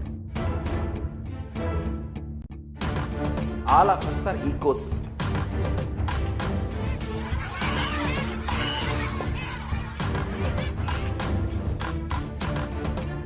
I invite all of you to get involved and enjoy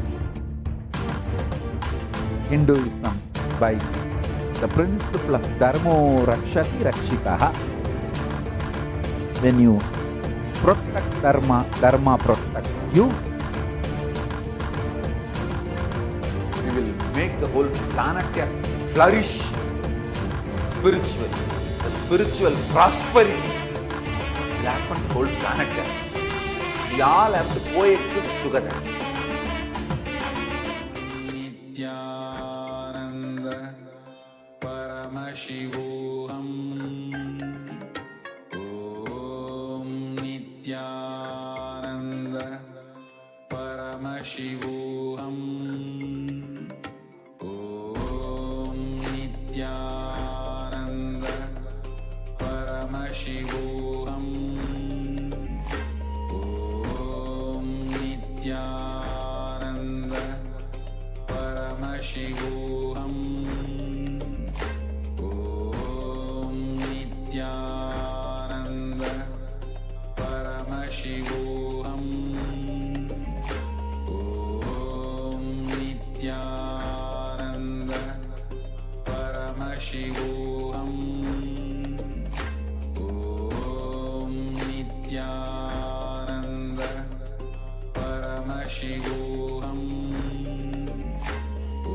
Om Nithyananda Paramashivoham. Om Nithyananda Paramashivoham. Om Nithyananda Paramashivoham. Yes, Nithyanandam, welcome back. So we'll now be entering into the next session of what Devi PARASHAKTI has revealed. And out of her extreme compassion and love, the Supreme Pontiff is manifesting Devi PARASHAKTI herself and gracing us, answering all the questions, attending to our prayers, giving boons, healing us, revealing our past, present, and future, and delivering profound spiritual truths, and ultimately giving us the experience of Paramashivoham itself. So today, let us see what PARASHAKTI has revealed about immunity and COVID-19.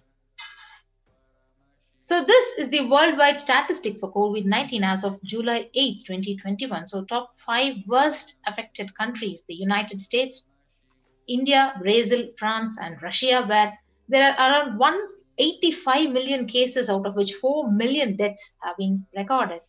So 185 million, out of which 4 million, enormously huge number. So on the 18th of June 2021, let us now listen to Devi PARASHAKTI, what she has revealed to the human beings, the humanity at large, impact of COVID-19 and the immunity.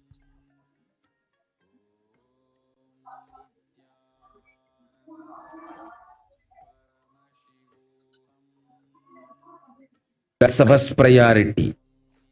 Still, you are all not realizing the power of my words when I say Corona is very much out there with the support of decision makers, rulers, people who are supposed to protect all of you. Due to their irresponsibility, it is there and getting more and more strengthened.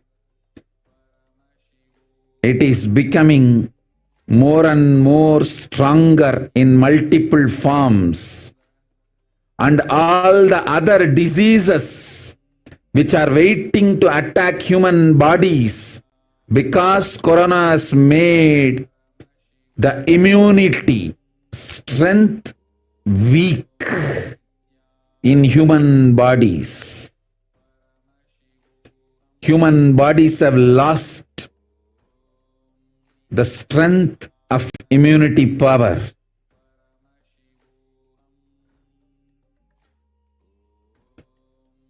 All the multi-layer after effects and side effects of this pralaya in political situations, economical situations, social situations, mental situations, in every level.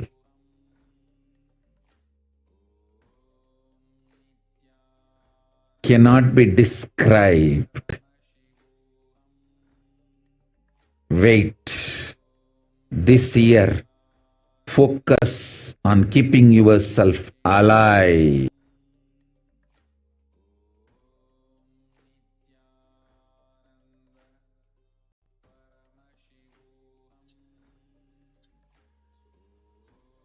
Yes. So what is Devi Parashakti's revelation and exact translation?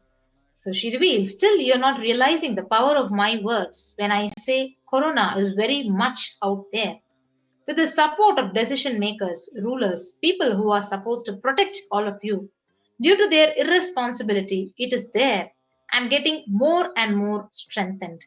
It is becoming more and more stronger in multiple forms, and all the other diseases which are waiting to attack human bodies because Corona had made the immunity strength weak in human bodies. Human bodies have lost the strength of immunity. All the multi-layer after effects and side effects of this pralaya in political situations, economic situations, social situations, mental situations, in every level cannot be described. So this year, focus on keeping yourself alive. So these are the three main revelations by Parashakti, where she says Corona has made the immunity strength weak in human bodies and all the other diseases which are waiting to attack human bodies. It is becoming more and more stronger in multiple forms. So, as per Devi Parashakti's revelations, Corona has made the immunity strength weak in human bodies, and human bodies have lost the strength of immunity power. So, as per the current research, it's suggested that the corona infection actually alters the biochemical properties of red and white blood cells, and in some cases for months. This is the possible explanation for why people are still experiencing symptoms well after they have recovered from their initial onset of infection. And you can see that this article was published on June 29th, just 11 days after Devi's revelation. And you can see Parashakti revealed immunity strength will weaken human bodies. So the COVID-19 significantly changes the size and stiffness of the red and white blood cells, sometimes even over months. And these results may help to explain why some affected people, they continue to complain of symptoms long after an infection. And as per the Academy of Medical Sciences, generally the way the body defends against a virus is to recognize and neutralize it. However, recent research in Forbes has explained that corona actually suppresses the immune system by disrupting the actions of the body's immune cells. This immunosuppression allows for the 2-week incubation period, which gives corona enough time to attack the body. So, as Devi has revealed, that the coronavirus actually affects the immune system and affects your immune response. So, allowing for you to be susceptible to other diseases and for a more severe infection of corona. And you can see the graph below shows a typical timeline of the COVID-19, which is progressing and people suffering from COVID. So the incubation period, where first week of onset, which says a prodromal period, and then in the second week, which way they can see symptoms of dyspnea, the acute ARD and ICU admission, and leading to convalescence in the next 72 hours. So how the COVID-19 is typically progressing over just 3 days is what we can see in this graph. So as can be seen in this comparison of coronavirus to other severe pandemics, including HIV, the plague, and the Hong Kong flu, you can see that corona has taken the lives of more than 4 million people as of recent records. This in comparison with HIV, which has been around since 1981, almost 40 years now. 40 years actually now. It has taken the lives of 35 million people, but corona has only been around for the last 2 years, and it's already catching up well within the range of what HIV has taken over the past 40 years. Yes. So, Anne, we can see more articles which says, further studies done by the University of Oxford found that cells are profoundly impaired after recovering from COVID. The British Society for Immunology has also claimed that the effects of COVID are far beyond respiratory health. It also affects our cardiovascular and renal systems. And recent research shows that exposure to the disease COVID-19 causes symptoms in multiple organ systems across the body and is not limited to only the lungs and respiratory systems, as was originally thought. In addition, patients are reporting chronic symptoms such as fatigue and shortness of breath that last for months after the original infection. So, as explained earlier, long COVID, or the symptoms that people experience after the initial onset of disease, can affect the lungs, cardiovascular system, circulatory system, and causes fatigue and inflammation. So it also affects the immune system, as explained earlier. Yes, so here we can see an example of how the lungs can be affected in someone who has suffered with COVID-19. So scarred lungs on the right side, there are much larger areas of darkness representing parts of the lungs that are having difficulty transporting oxygen into the bloodstream. And even after contracting corona, your immune system remains weakened and you are more susceptible to illness. So this is what Devi revealed. And research also agrees with this. According to the CDC, symptoms can last weeks or months after first being infected with the virus. And this can have effects on multiple organs, not just limited to the heart and lungs, but the kidney, skin, brain function, and immune system. Yes, so again, remembering the 3 main revelations by PARASHAKTI, where she says corona has made the immunity strength weak in human bodies. And the second point where she says on all the other diseases which are waiting to attack human bodies. So the next, we'll be seeing how so many other diseases are actually waiting and also have started attacking the human bodies.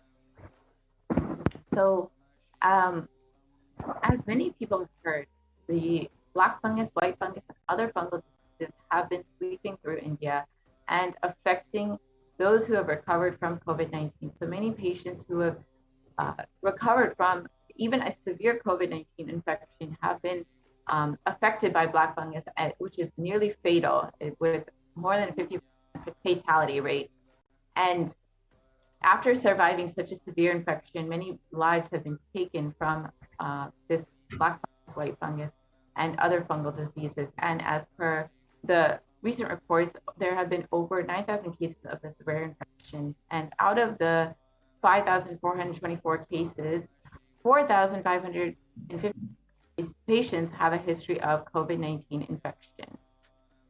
You can see the black fungus, the white fungus, and various other infections swept and affecting the COVID-19 patients throughout India and even affecting the people who have already recovered. And the third statement where Parashakti has revealed that it is becoming more and more stronger in multiple forms. So already it's well known that other variants of corona have also recently been discovered over the past year. We have seen different variants coming out of UK, Brazil, South Africa, and India. And most recently, the Delta variant coming out of India has been the cause for the second wave of corona and has been devastating the country. And this is, as per Devi's revelations, this will continue to happen and continue to affect India. Yes, so the other variants of the corona have also been recorded in the countries like the UK, the South Africa, Brazil, India. So the viruses, they generally mutate, but in the case of COVID, we have seen them become more dominant, and the table literally shows us the variants that have swept the world in various countries. And the dangers of these variants was further highlighted when the World Health Organization categorized the Delta variant as the most highly transmissible variant of COVID. And this is the variant, again, coming out of India, which has been sweeping the nation and has been devastating the country with its severity.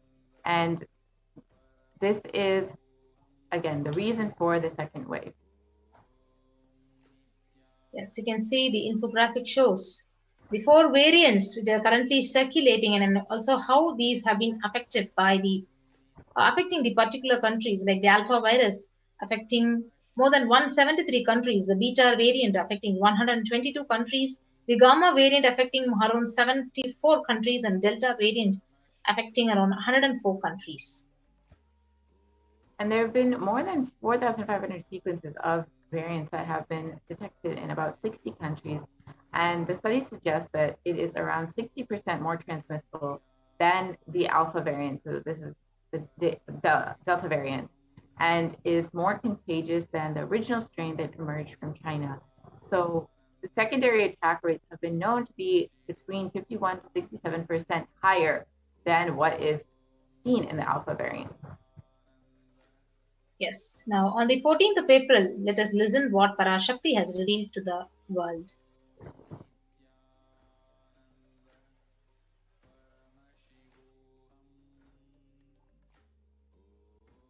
Sharmila, corona ஒழிந்தது. கொரோனாவை வைத்து அரசியலும் அழிவாட்டமும் செய்ய நினைக்கும் மனிதர்களின் சதிராட்டம் முடிய இன்னும் 4 ஆண்டுகளாகும். என் பக்தர்களையும் சீடர்களையும் கைலாய வாசிகளையும் நானே காத்துக் கொள்கின்றேன், நானே காக்கின்றேன். என் பக்தர்களுக்கு ஒரு துயரும் ஒரு துக்கமும் வாராது. ஆனால் உலகின் இந்த கொரோனாவின் சதியாட்டம் முடிய 4 ஆண்டுகள் ஆகும். 2025 தான் அடங்கும். இது சதியாட்டம், மனிதர்களின் சதியாட்டம்.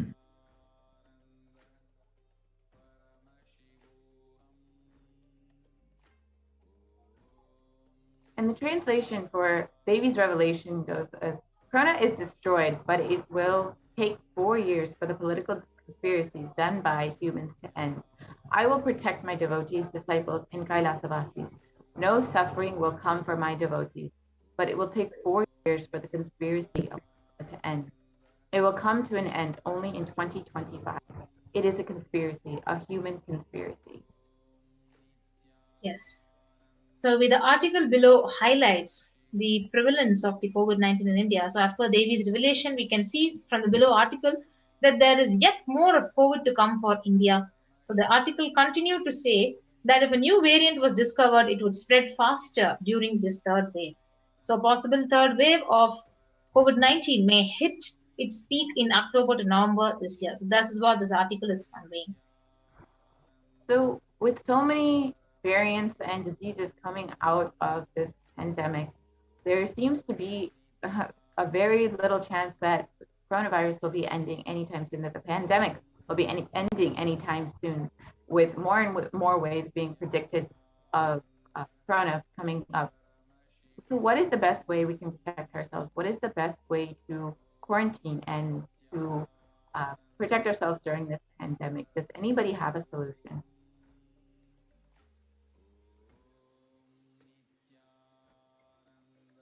So Kailasa is the only place that has provided a solution. The Supreme Pontiff of Hinduism is the only being who has opened up his own home and allowed all of India into his home. Anyone who wants to come and quarantine in the multi-layer quarantine centers throughout India.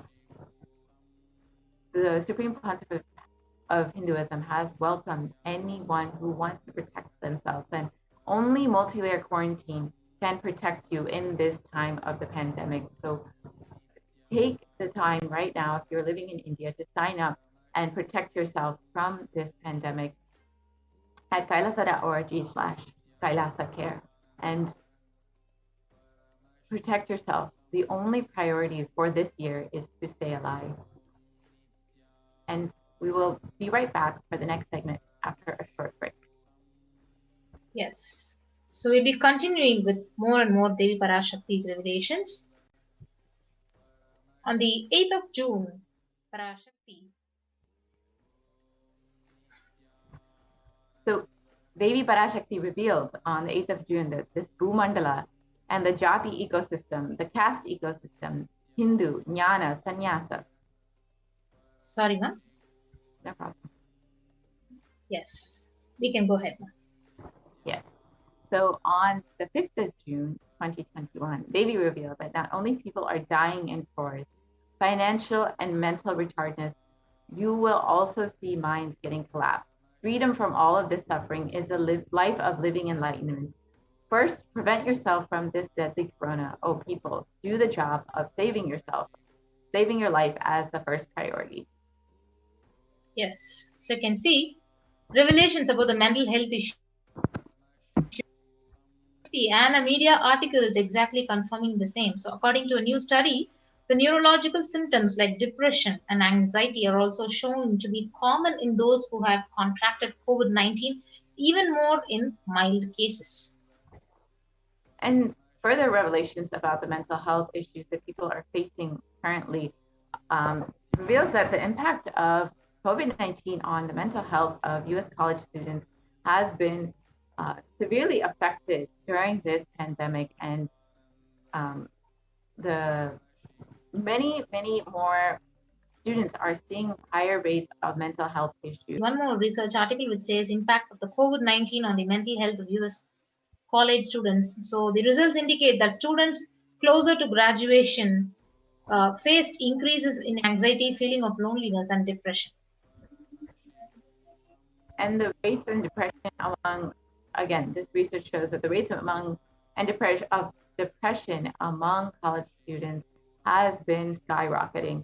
The research out of Dartmouth College has tracked moods and behaviors of about 200 college students, and it shows that the stress levels are at their highest currently. And the research where the onset of coronavirus pandemic, the rates of depression and anxiety have soared and have showed no signs of coming down. This is one more research done by the one of the professors and scientists. And now we will move on to watching the revelations of the secrets of the universe by Devi Parashakti.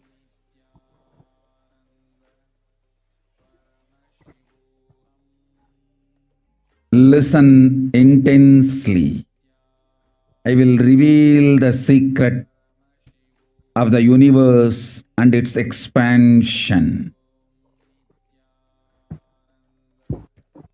Life consciousness in you does not end while your body drops dead. It moves from different universes, vertical time zones, lives in different time zones as per its free will, knowledge, desire. But ultimately, to get enlightened, complete liberation, Paramashiva Padam, your soul has to come back to this karma bhumi, the Bhumandala. This Bhumandala and the Jati ecosystems, the caste ecosystems, Hindu, Jnana, Sannyasa, Yoga, Grihastha, multiple spiritual ecosystems are created for the souls to come back and rebirth and grow more and more towards enlightenment easily, quickly, in accelerated speed and space. Now, too many souls from the cosmos is landing into this Bhumandala to be part of Kailasa and to manifest Kailasa. That is the reason the rate of expansion of the universe has been accelerated. An intense ecosystem for great enlightened beings and incarnations to land is being manifested by me through my Nijavatara Nithyananda and this Kailasa.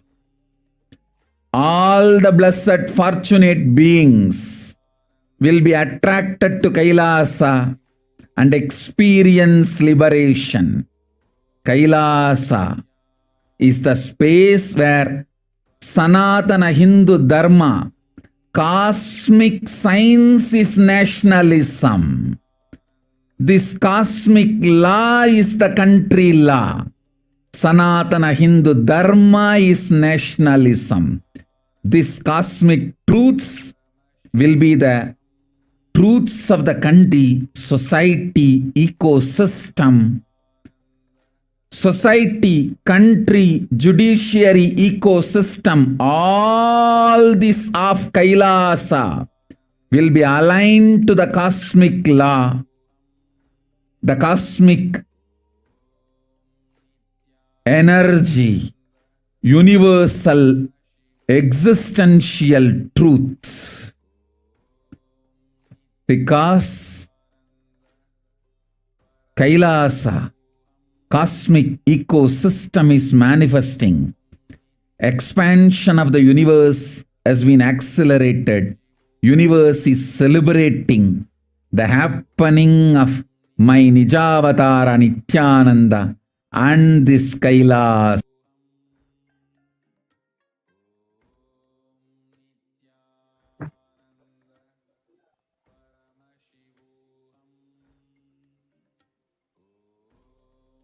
And Devi, to reiterate what Devi revealed on the 8th of June 2021, listen intensely. I will reveal the secret of the universe and its expansion.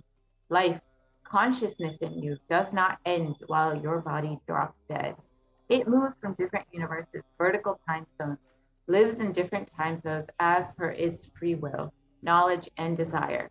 But ultimately, to get enlightened, complete liberation, Paramashiva Padam, your soul has to come back to this karma bhumi, this Bhumandala.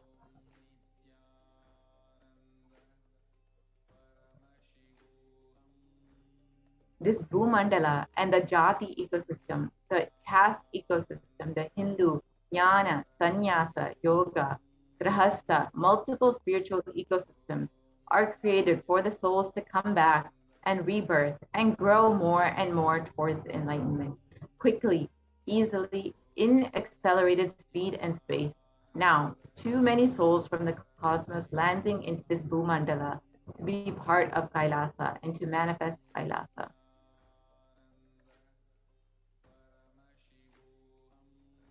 That is the reason the rate of expansion of the universe has been accelerated.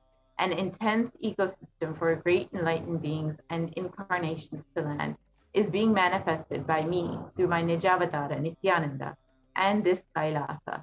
All the blessed, fortunate beings will be attracted to Kailasa and experience liberation.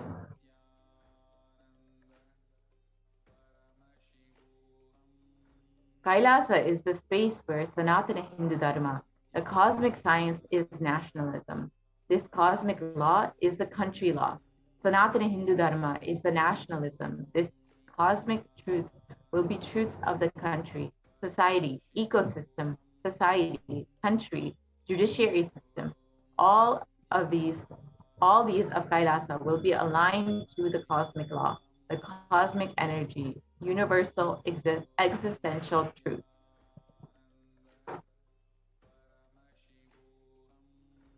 Because Kailasa cosmic ecosystem is manifesting, expansion of the universe has been accelerated. Universe is celebrating the happening of my Nijavatara Nithyananda and this Kailasa.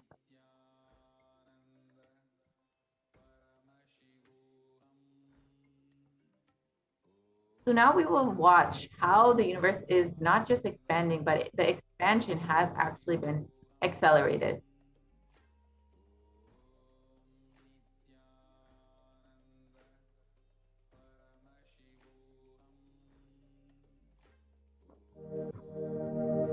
You are looking at the most detailed three-dimensional map of the universe known to humankind, and it's called the Sloan Digital Sky Survey.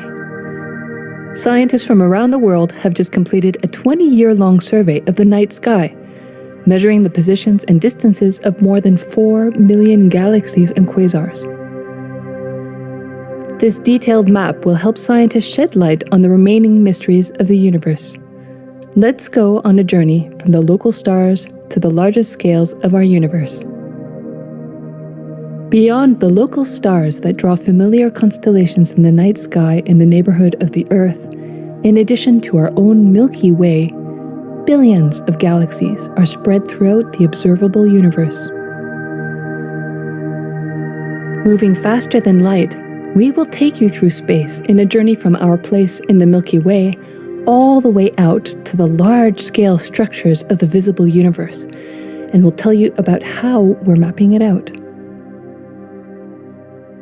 Since 1998, the scientific community has realized that the universe is not only expanding, but its expansion is accelerating. This unexpected acceleration constitutes one of the major conundrums in physics. From a theoretical perspective, the acceleration may be accounted for by either assuming that there exists some mysterious dark energy, or by modifying Einstein's theory of gravity, called general relativity. In the same year, the Sloan Digital Sky Survey was launched to tackle this enigma of the accelerating expansion of the universe. The Sloan Digital Sky Survey is a vast collection of the angular positions of galaxies observed in the sky, as well as their distances from us, determined by observing the systematic shift of galactic light induced by the expansion of the universe, the so-called redshift. In this new map of our universe, the large dark patches are mostly regions obscured by the Milky Way that cannot be observed. During the last 20 years, through 4 exploratory phases, the Sloan Digital Sky Survey has created the most detailed 3-dimensional maps of the universe. To achieve this, it focused on different classes of galaxies: nearby galaxies, red galaxies, more distant star-forming galaxies, and superluminous distant active galaxies called quasars. The 4th and latest Sloan survey took place from 2014 till 2020. During this time, the new project called the Extended Baryon Oscillation Spectroscopic Survey, or EBOS for short, continued previous lone mapping of the extragalactic sky and just recently finished measuring distances for 1 million galaxies and quasars. These successive surveys allow scientists to trace the large-scale structures of the universe up to a fraction of its horizon, represented by the cosmic microwave background emission, seen here as a colorful pattern projected onto a sphere. The cosmic microwave background is the thermal relic of the universe, which dates back to about 400,000 years after the birth of the universe, also known as the Big Bang. Adding the EBOS data to the previous Sloan exploratory phases 1, 2, and 3, the Sloan Digital Sky Survey now has a database of 4 million galaxies and quasars, assembling the largest and most complete 3D map of the universe to date. This unprecedented achievement provides scientists with new tools for shedding light on dark energy and also for constraining the theory of general relativity, leading to a better understanding of the fundamental laws that rule our universe.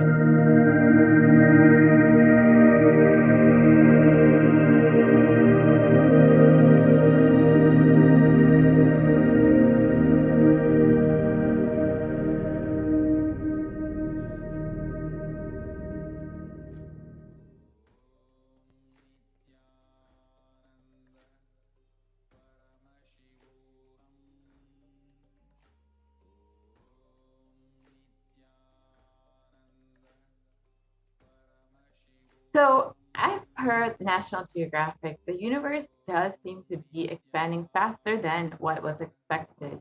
There is new evidence that deepens a mystery around the Hubble constant and one of the most important numbers in cosmology.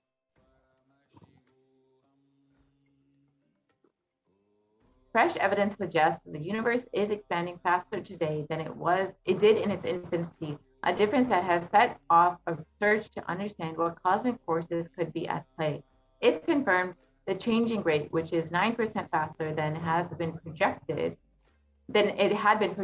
would force us to reconsider a fundamental aspect of the cosmos. So, as per Devi's revelations, the universe is not just expanding, but expanding at an accelerated rate.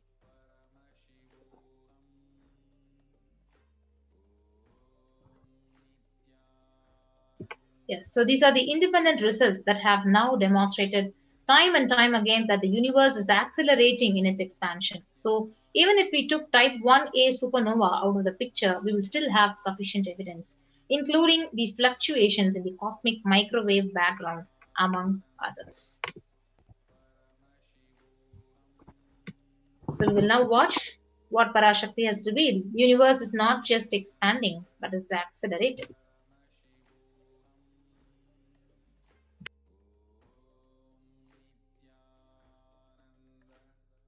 Listen, the key information, the key line I wanted to bring all your attention through this video is universe is not just expanding, its expansion is accelerated. Please understand. Last few years, I am screaming in top of my voice that superconscious breakthrough is happening. Please understand. It is not only just the physics level. The universe expansion is accelerated. It's a dark energy, the dark matter, in that level, the unmanifest, in avyakta, unmanifest level itself, the expansion is accelerated intensely. Please understand. The expansion is accelerated intensely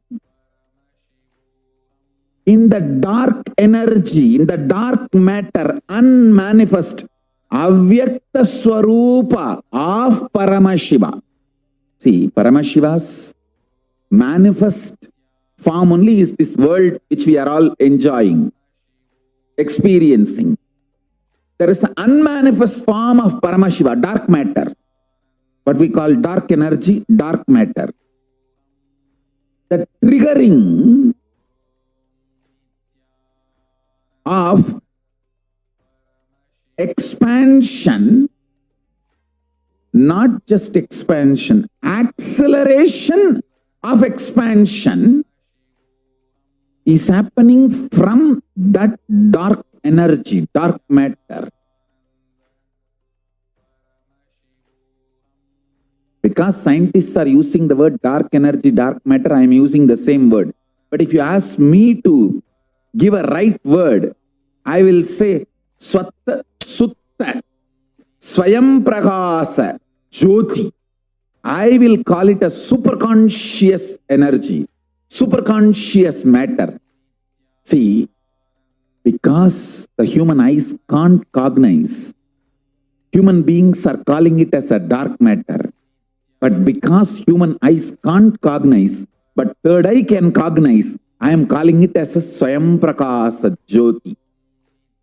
Jyoti, light, superconsciousness is the word rishis, enlightened beings will use. But unfortunately, scientists have their own limitation. With the two eyes, when you see something which is not seen, you call it as dark. With three eyes, when you see something and you know it cannot be seen by the two eyes, you call that as Jyoti. Sutta Swayam Prakasa Jyoti. Jyoti Mandala. What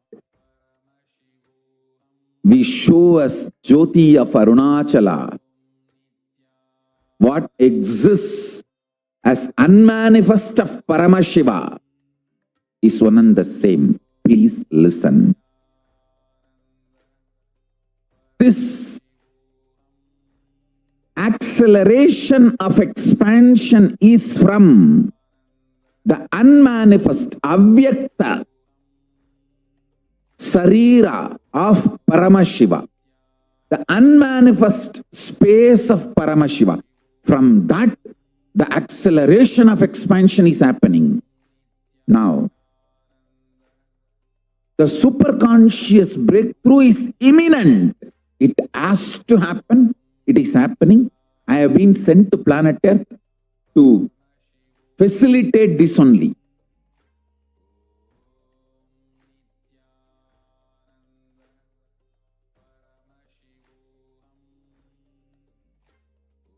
Yes, so with that, we come to the conclusion of this segment of this program, and we'll be moving on to the next segment of this program after a short break.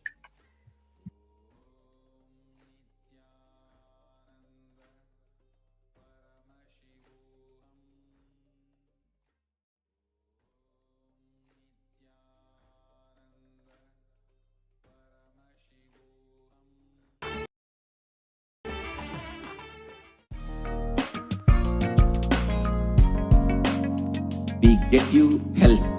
We get you ability to build beautiful relationships in your life.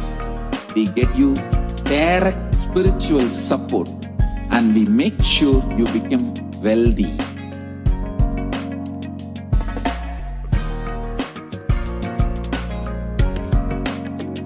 We won't stop giving you just good life. We will literally not stop till you live enlightened life. Manifesting the state of Paramashiva, space of Paramashiva, powers of Paramashiva, being of Paramashiva.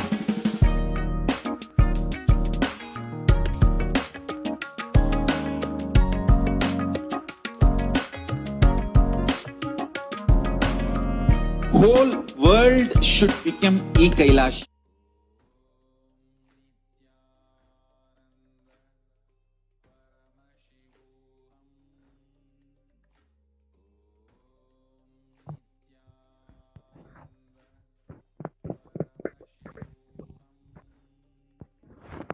Yes, let's now begin the offerings to Devi Parashakti and understand.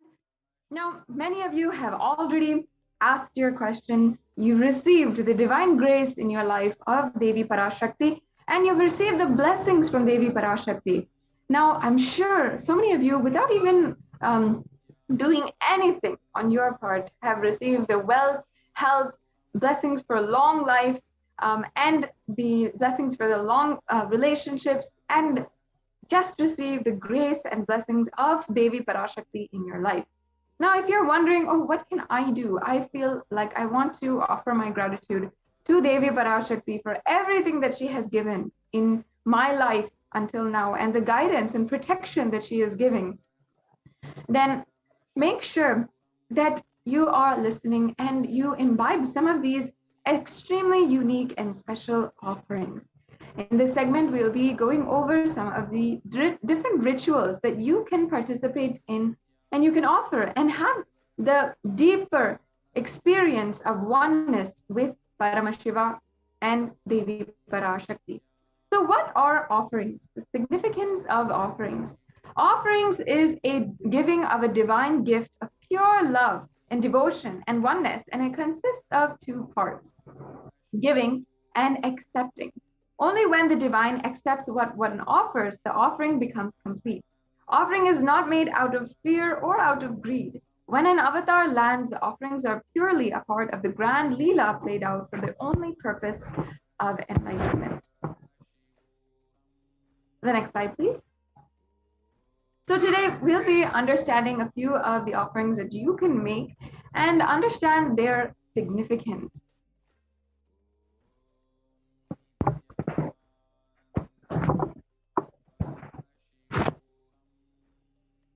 Yes. So now I'll be chanting the Shastra Pramana or the Dhyana Shloka for Manonmani. This is from the Moola Agama, the Manonmani Dhyana. Yes.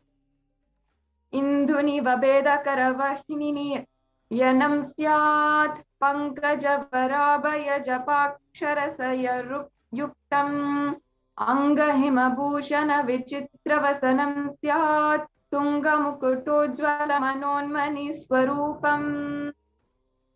And now I'll be chanting the English translation. Moonlight face holding the Veda, the books in hand, fire in eyes, with a lotus flower gracing and blessing hands, and one hand holding the Japamala, beautifully decorated with jewels and ornaments, wonderful clothes, and a shining bright crown. Her name is Manonmani. And we'll be chanting the next Dhyana Shlokam for Manonmani. Dhyaye Devim Trinetram Shashini Bhavadanam Vedahastam Dadanam Savye Padmam Varadam Apare Chabhayam Chakshamalam Divyera Bharanarnir Vibhushita Tanum Brahmadi Vippujitam Devimeva Manonmanim Pratidinam Kamatra Dhatrim Sham.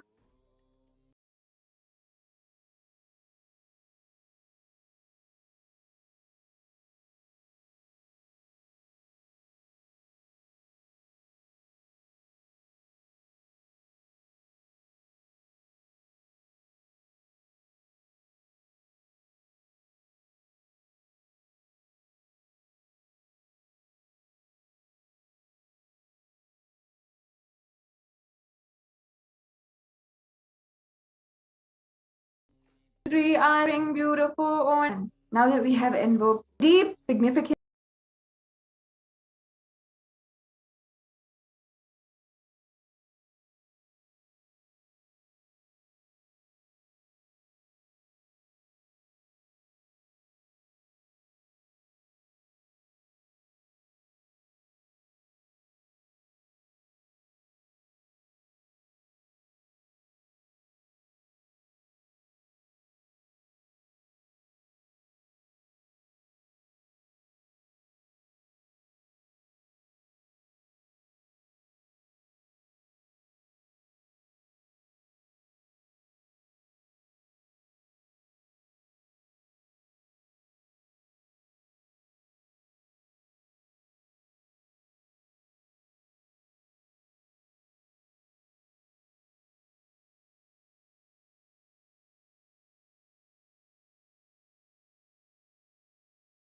as you can see, gold has such a deep significance in Sanatana Hindu Dharma. Not only that, it was recognized, seen, and tested for its divine qualities and its capacity to hold the super conscious energy, the enlightenment energy. And then it was then applied in all parts of the Hindu civilization. And here it is described how gold is present in all the scriptures, the Agamas, the Vedas, the Shrutis, Smritis, Itihasas, and the Puranas. And in all the Hindu scriptures, it is abundantly displayed that gold is the most auspicious and purest metal, which purifies our being. In the Hindu civilization, everything was built in gold because they knew the science and they applied it in real life. Everything was exchanged in gold. Even the ritual fees were offered in gold bricks. When one was to be saved from life-threatening illnesses, gold was offered as a ritual fee. And gold was in abundance and used for weighing equivalent amounts of commodities, including cows. Kingdoms were built with huge doors of gold, and the streets would have huge columns and huge archways made of gold. It was literally like a heaven on earth. And even the horses, cows, and all the other animals lived in coexistence, and they were all dressed and decorated in gold. The Hindu civilization actually thrived on the banks of gold. The Indus River was called Hiranyamaya, means river of gold in Rig Veda, and the river Saraswati was called Hiranyavartani, meaning river of gold in the Atharva Veda. The gold is a supreme element for offering gifts to the ones you love and revere. And temples are constructed and paved in gold, deities are made in gold and decked and adorned in gold. And because it preserves the enlightenment energy for thousands of years, it lasts forever.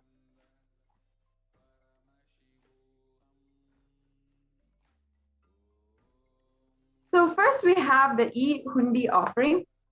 The E-Hundi offering is a very special offering that has been made available. Now, most of us Hindus always know that the divine experience that comes with going to the temple, a part of that beautiful sacred experience for each and every one of us is having and offering a few coins or a few, just your petty cash or any amount that you want into the hundi. Now, what the Supreme Pontiff of Hinduism, what the Nithyananda Paramashiva Devalaya has made available is this e-hundi offering. As now the entire sacred experience, the temple experience is brought to you digitally through your screen. You can make the hundi offering also, and you can make this either through the forms and the payment, credit card or PayPal payment forms, or you can do this through the YouTube super chat. It's a very easy way, and you can make this whole experience. Normally, when we go to the temple, we offer just a little bit in the hundi. So we can offer just any amount that we want into the hundi, and that is just your general donation, any donation that you'd like to make. So we'll now just understand the significance of the e-hundi offering. We'll go back to the last slide, please. Yeah, and I'll chant the pramana for the e-hundi offering. It's such a beautiful pramana from the Lalita Sahasranama.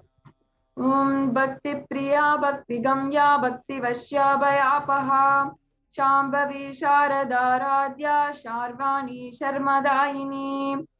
This means Devi is fond of true devotion and is realized through true devotion.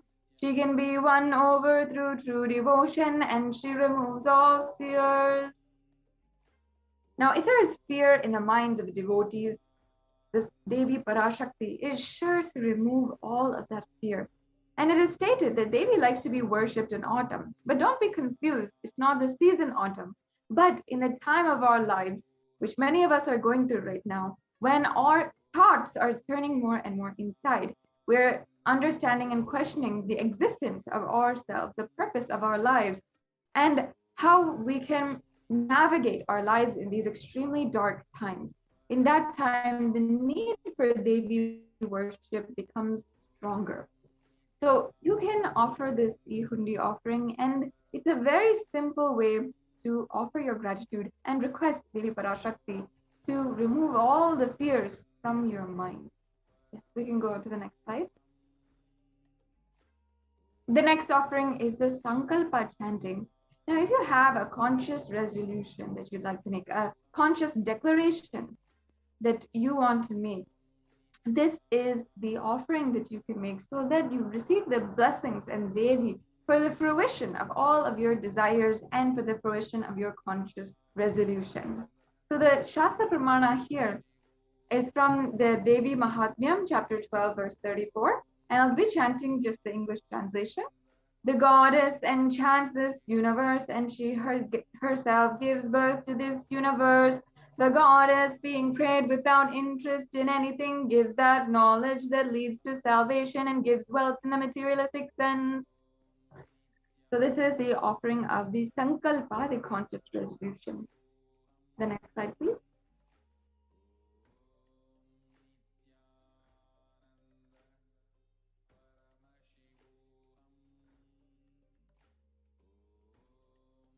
Yes, and in the next slide, we have the Sahasranama Swarna Kasu. This is a very special and unique offering. In the Lalita Sahasranama, once again, the Devi Parashakti is described as Nama Parayana Prita, meaning that she who likes the repetition of her various names.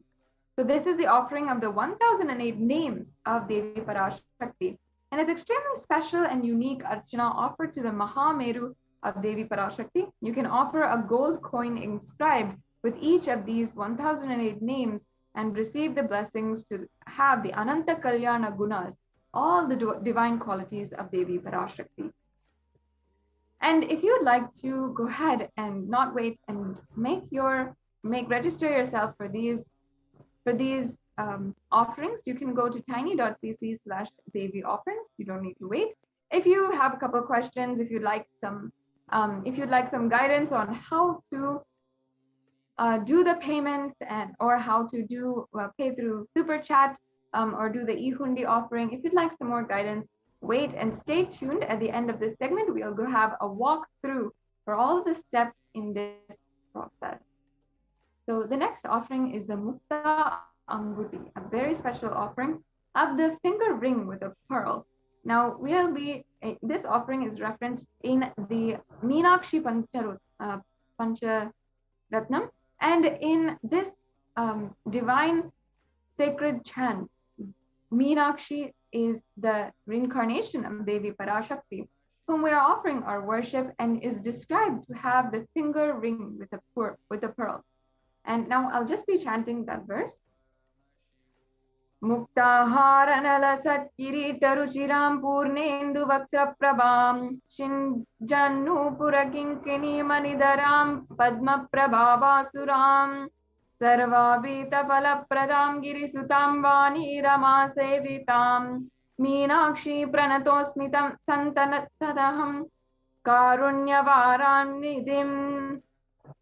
I bow down to the goddess Meenakshi, whose crown has garlands of pearls and face shining like the full moon, who wears anklets that are studded with gemstones and small bells, who is shining like the splendor of a lotus, who grants all the wishes, the daughter of the mountain, who is worshipped by Vani and Rama. I remain ever bowing to the goddess Meenakshi, the ocean of compassion. So for Meenakshi, the pearl is known as a very favorite ornament for her. So we offer the pearl as in reverence to Devi Meenakshi.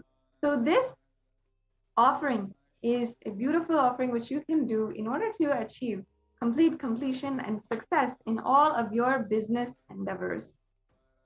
We can go on to the next slide.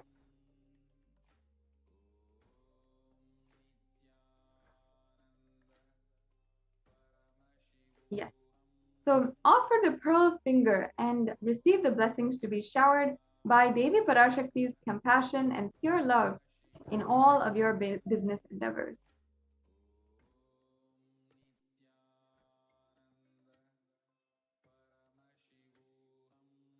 Yes. The next offering is the Swarna Padma Pushpa, the golden lotus. And in the Kamik Agama, it says that all the kalashas should be wound around with suitable thread and covered with a new cloth, and they should be adorned with the lotus flower made of gold. The next slide, please.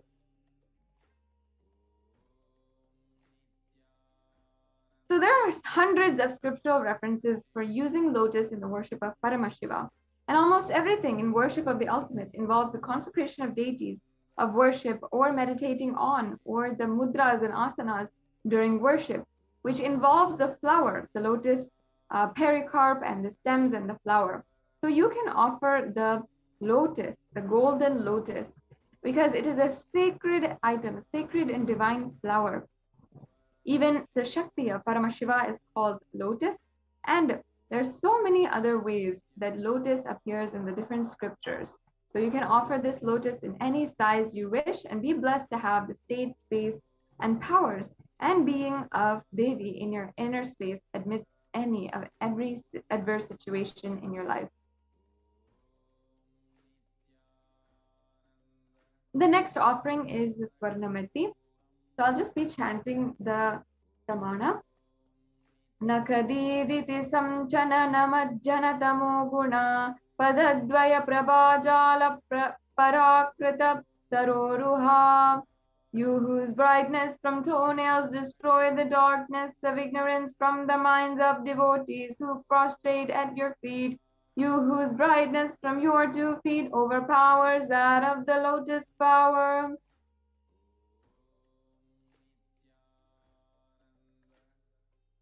Yes, you can offer the toe ring to Devi Parashakti, adorning her sacred feet to be in constant gratitude for receiving her blessings even in the most difficult aspects of your life. And the next offering is the Swarna Mangtika, the gold hairline jewelry.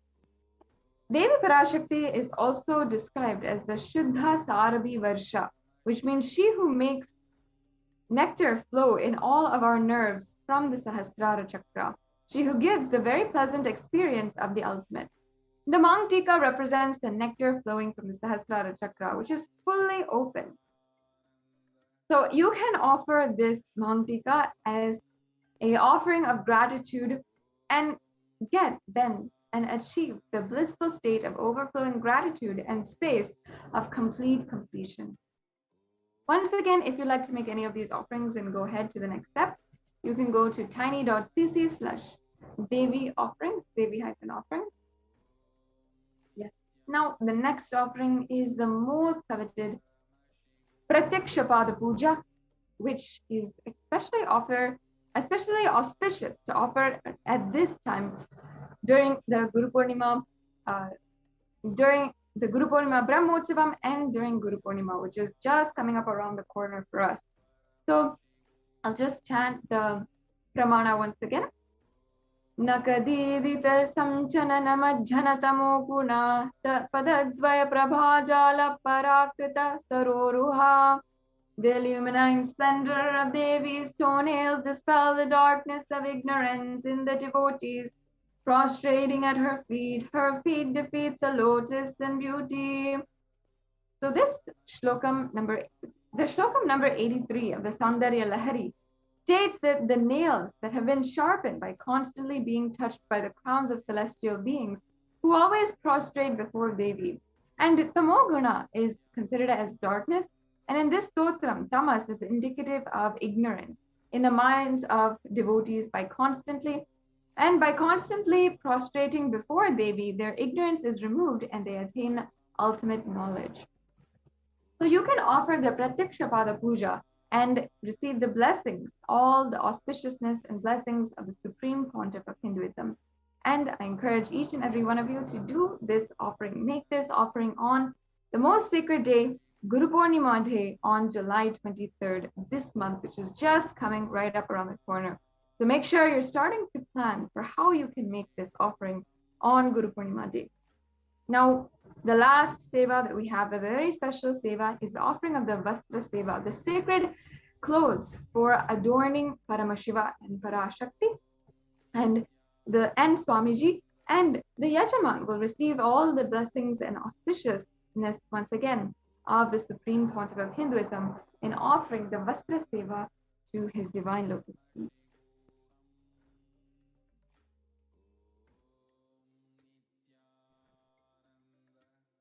Yes, now we have a list here of all the offerings that you can do.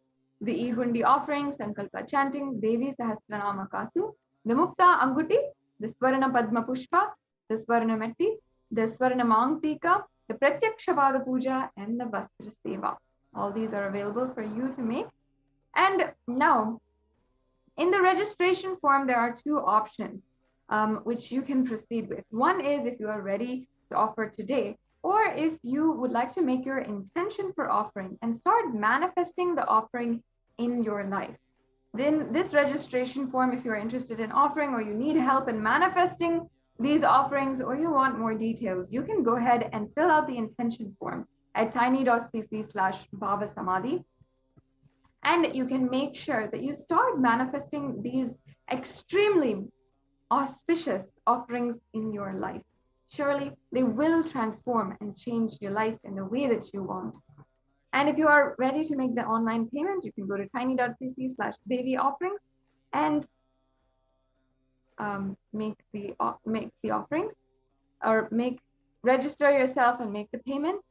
After the payment, ensure that you are going to tiny.cc/Sankalpa 2021, and you can fill out all the details for the puja so that you are bestowed with all the blessings of Devi Parashakti.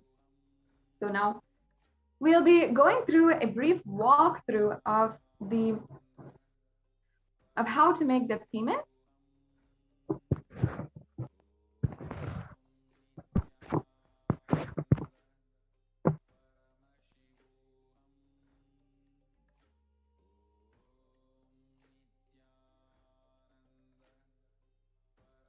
Yes. So before that, we will go on to the next segment of today's program. The Adi Kailasa Sarvagnapeetam administrators, Nithyananda Swami and Manitya Pranapriyananda, will be joining us to give us the latest updates and also to describe to us, share with us the status and the ongoing updates from the Adi Kailasa Sarvagnapeetam, the Kailasa's COVID Care Center in India, in centers around India and in Adi Kailash. So let us now proceed with the next segment in today's program. Thank you for joining us. We'll be right back with you.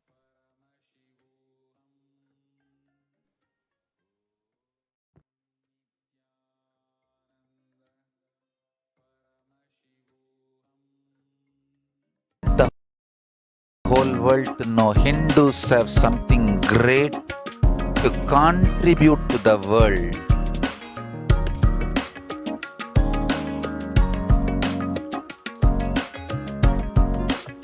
We have something great to contribute to the world. Let us do that.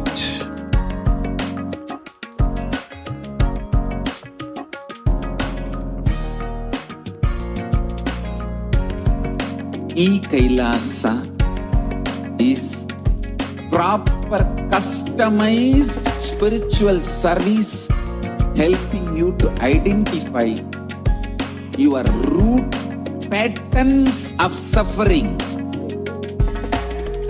We have perfected the science of helping every individual from every cultural, religious, nationality background.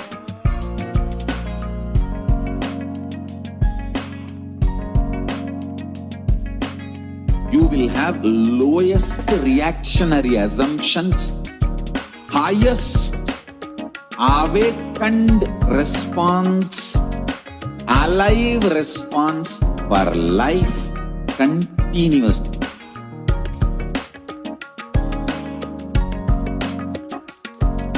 E-Kailasa is enlightenment ecosystem, literally enlightenment itself in your own home, wherever you are. Proper offer customized spiritual service, helping you to complete with your life negativity. Withdrawal from life, self-hatred, self-denial, self-doubt, so much of tiredness, laziness. We can support you, aligning your diet, your attitude, your aptitude, your understanding about life. We can help you with everything.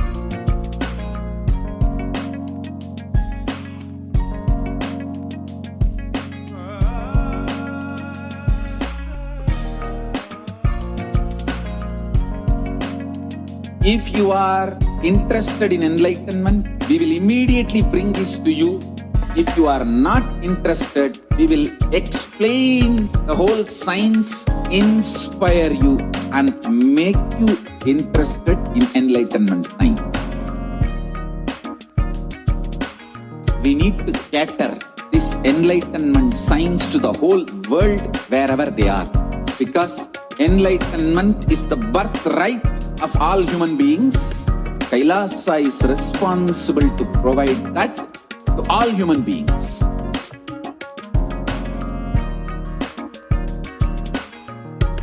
Kailasa is the totality of the knowledge I received from my gurus and practice manifested in my life, perfected by teaching millions of people from all cultures, time zones, backgrounds, genders, nationality, race, from every creed.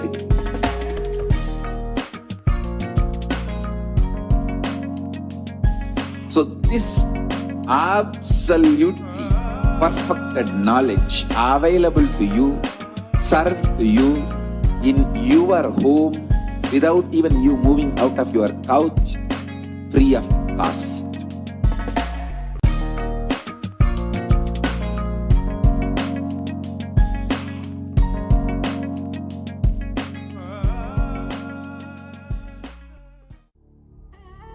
What I mean by the word e-Kailasa, listen intensely. Enlightenment ecosystem, literally enlightenment itself, in your own home, wherever you are. If you cannot come to Kailasa, it's okay. Kailasa can come to you.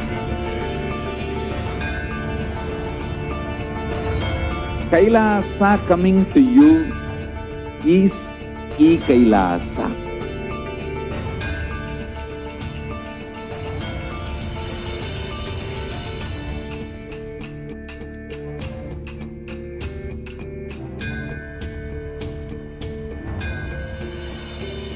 I will revive Hinduism. I am a Hindu revivalist, not by any revolution, but by evolution.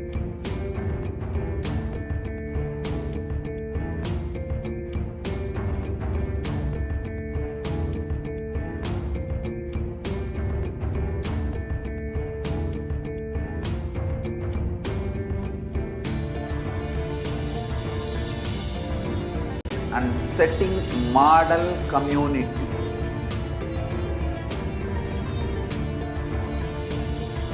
Kailasas, enlightenment ecosystems, Sarvanya Pitas all over the world.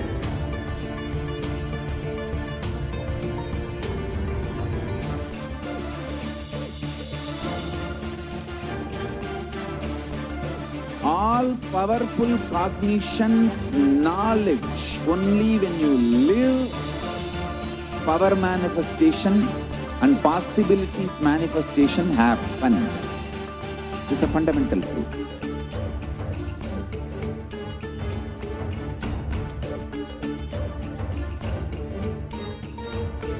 Hinduism cannot live exclusively as one sampradaya. No.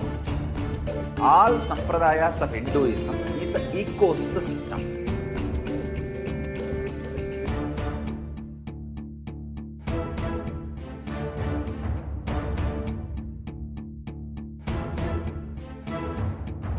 don't keep quiet thinking that if one sampradaya is attacked, only that sampradaya is going to be affected.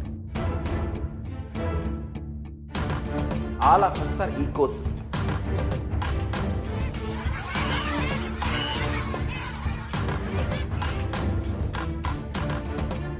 I invite all of you to get involved and enjoy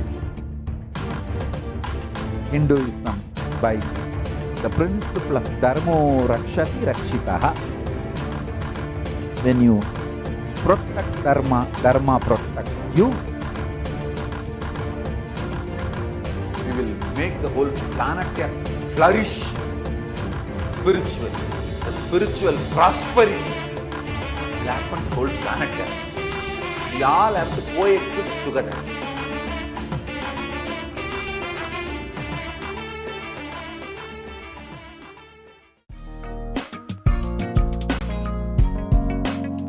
We get you health. We get you ability to build beautiful relationships in your life. We get you direct spiritual support, and we make sure you become wealthy.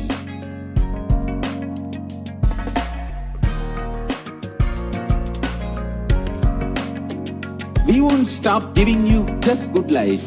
We will literally not stop till you live enlightened life. Manifesting the state of Paramashiva, space of Paramashiva, powers of Paramashiva, being of Paramashiva.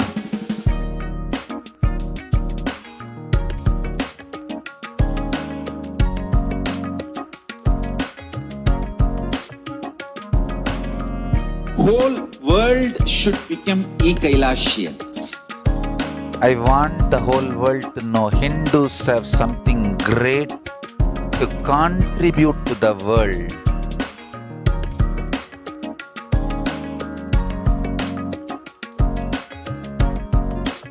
We have something great to contribute to the world. Let us do that.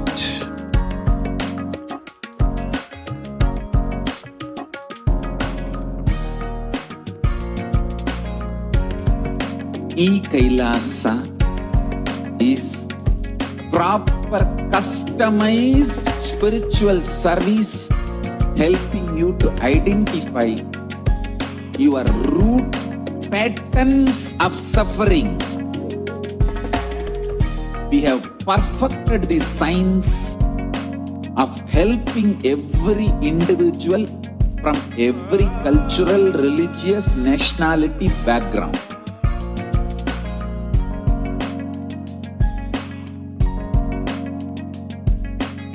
You will have lowest reactionary assumptions, highest awakened response, alive response for life continuously.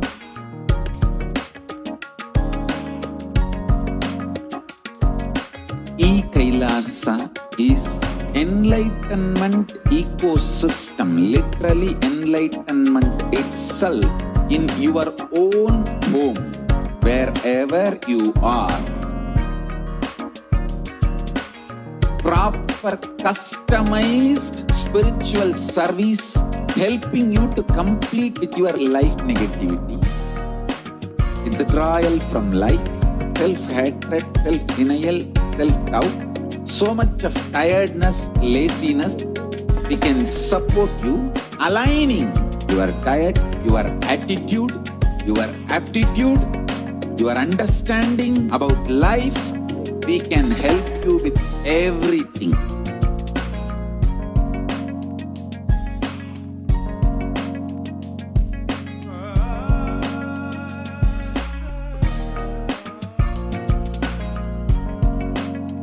If you are interested in enlightenment, we will immediately bring this to you.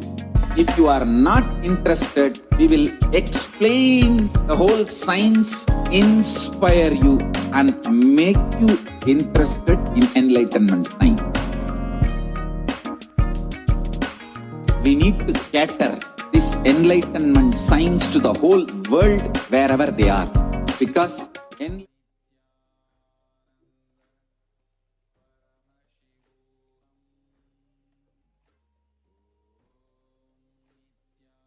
Nithyanandam, welcome back to all the viewers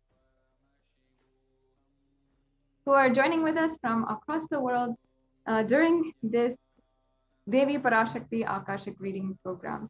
And I welcome each and every one of you who is joining us from all of the different temples, the Devalayas, Annalayas, and everywhere across the world, every one of you who are joining.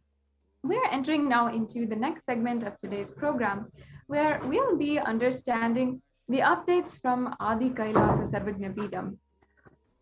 Today, Adi Kailasa Sarvagnapeetham is one of the Kailasa COVID care centers, where the multi-layer quarantine is being offered in this campus for anyone who feels that they need to protect their lives and they are not getting it anywhere else.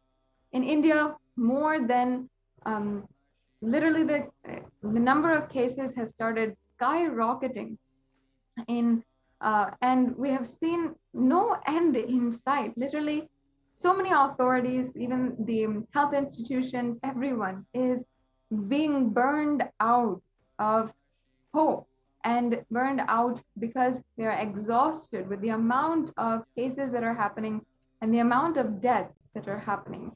And there are also some extremely serious underreporting, which is ongoing across entire media.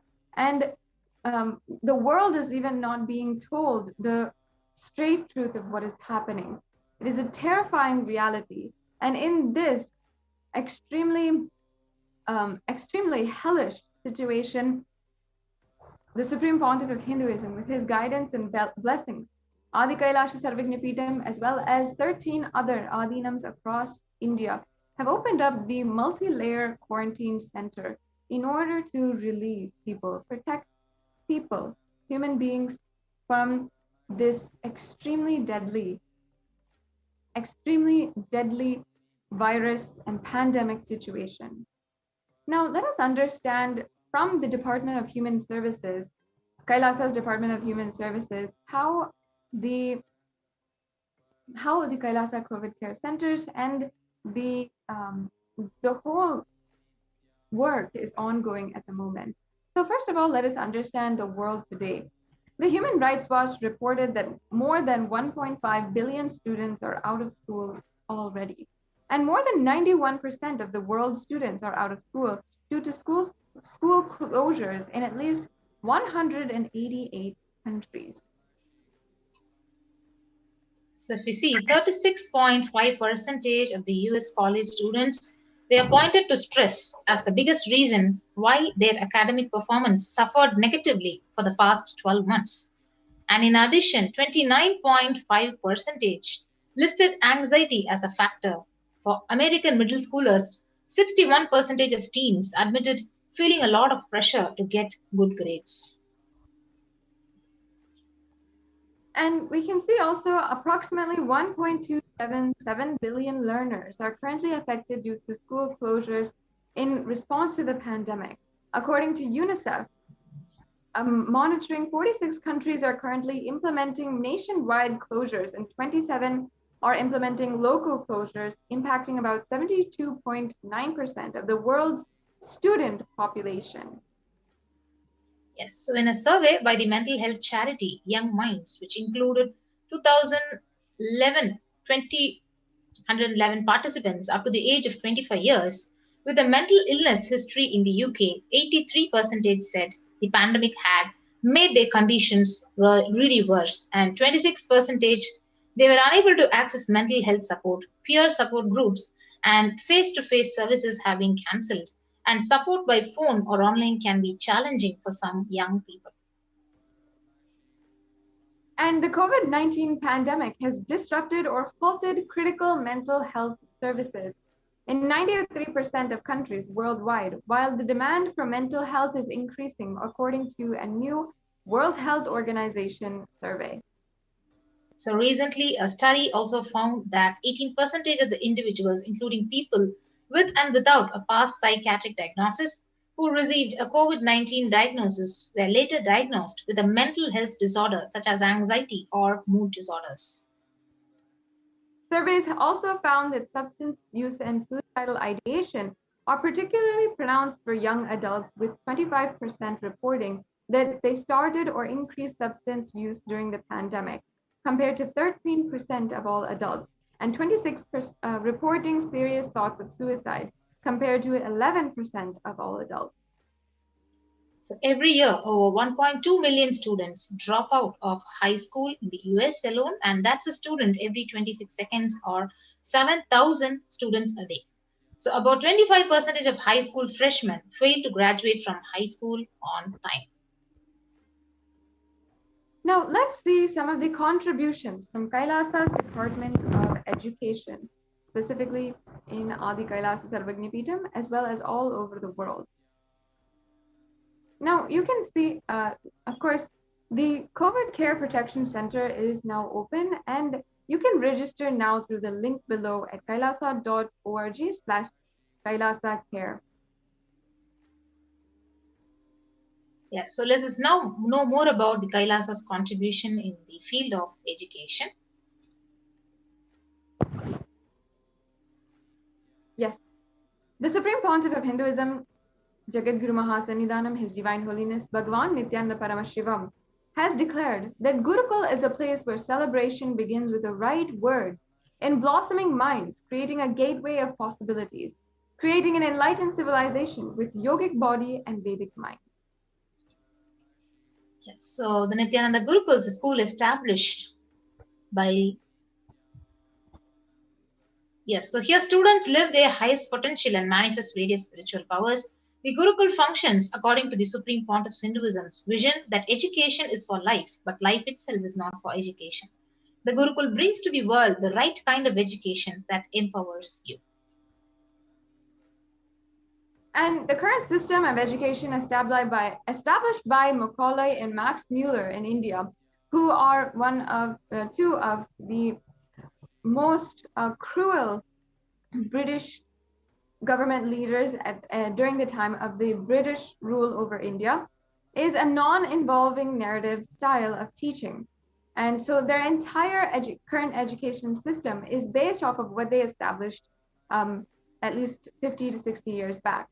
The original Indian education system, the original Hindu education system, was not about continuously giving words, ideas, concepts, theories, or theologies. The original Hindu system of education was about awakening you to the right context, enlightenment. And the Hindu education system, the Gurukul, is more than a transmission of knowledge. Rather than mere transfer of knowledge. Yes. So it is not based on generalization, where the dilution happens due to generalization. So whether others educate you or you educate yourself, if you plan everything based on the best of you, it is specialization.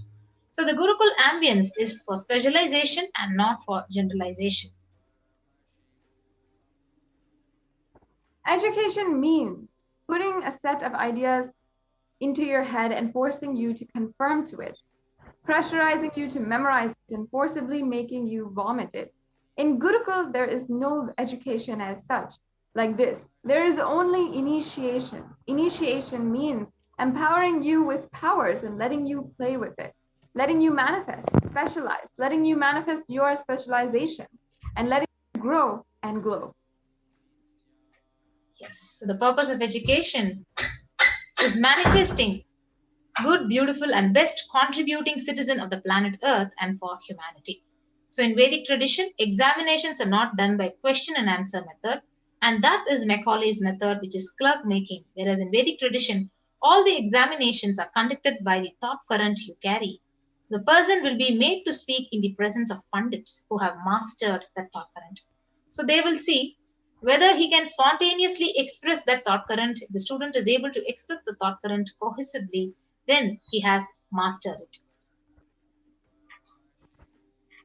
Now, what is real education? The Supreme Pontiff of Hinduism has explained to us.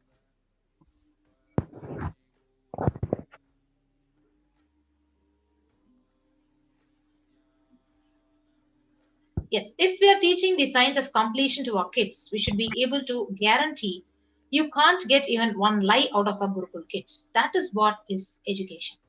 Education is making you master a thought current, which becomes their lifestyle, which becomes the cognition style, which becomes their very being. So for hours, you cannot speak on a subject unless it has become your thought current, the way you cognize. So change of thought current, transformation of thought current is the success of education. Each Upanishad adds a thought current to you. So transformation of thought current is success. The Supreme Pontiff of Hinduism continues that our Gurukuls are not teacher-centric. Our Gurukuls are education-centric. Please understand, our Gurukuls are not teacher-centric and they're education-centric. Students can develop, invent something which Guru doesn't know. The students have that freedom. And please understand, only the basic formulas are taught and basic tools to awaken knowledge is taught. Then the students are left free to explore on their own. Gurukuls are not with a set of rules or frame. They are supported people. They are only supported people to explore the highest possible creativity.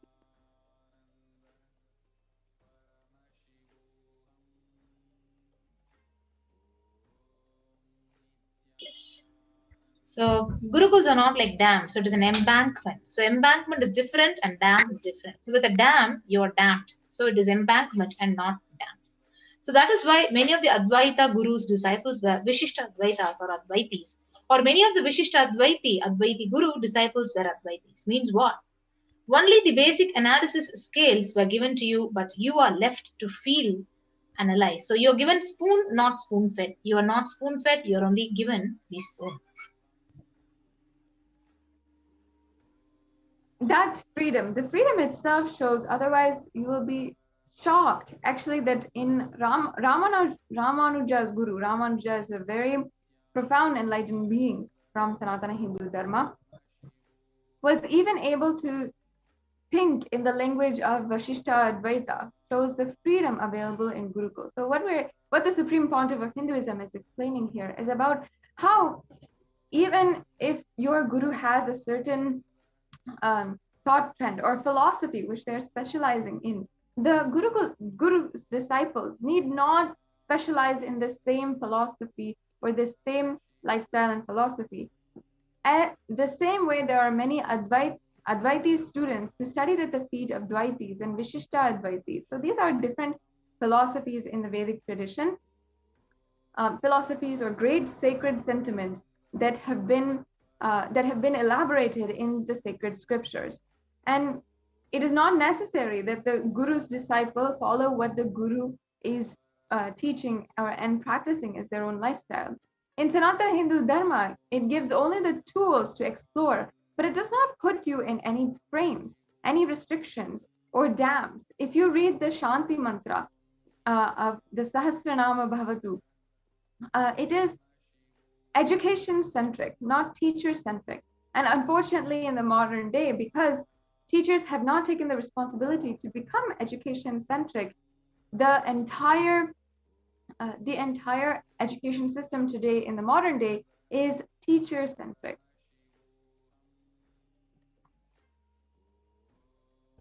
We can go on to the next slide. Yes, so this whole verse, if you read, may we both together be protected. Here, the teacher is also praying along with the student. And actually, it is because we are education-centric, we are able to explore and reach the new heights of seeking. The heights of seeking where even the Ishta Devata concept has come. Guru encourages disciples to travel, discover, reinvent, invent their own paths, their own methodologies, and he continues to encourage the disciples to explore on their own. Yes. So with the principles of completion, the four tattvas of integrity, authenticity, responsibility, and enriching, as well as the truths of ahimsa or non-violence, and abhayam sarva bhutebhyo, the Balasons of Nithyananda Gurukul, have played with these powerful cognitions and thought currents and have physically demonstrated the power of these truths by providing security to the rose plants in the garden of the Gurukul, resulting in rose plants dropping their thorns. So let us now listen to Bhagavan on the Hindu Gurukul system, the future of education.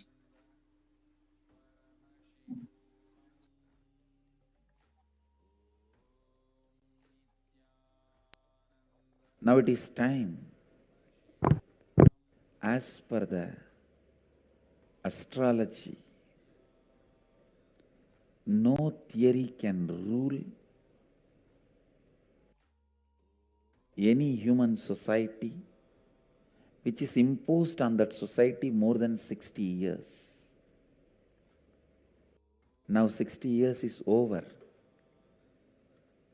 for the non-involvement narrative education system. I am telling you, future is Gurukul system. The future of education is where the teachers and students live together in one place. If needed, let the parents also stay there. But because basically kids do what you do, they won't do what you say.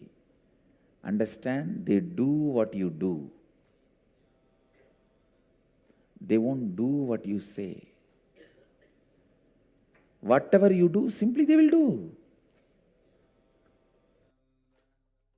They will never do what you say.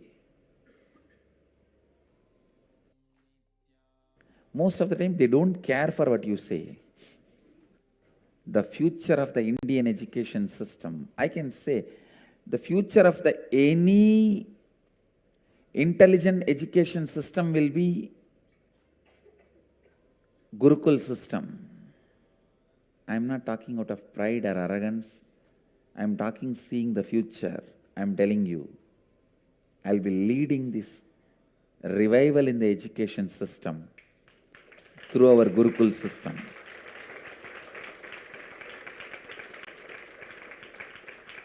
Through our Gurukul system. It is going to be the Gurukuls. In Indian education system, complete involvement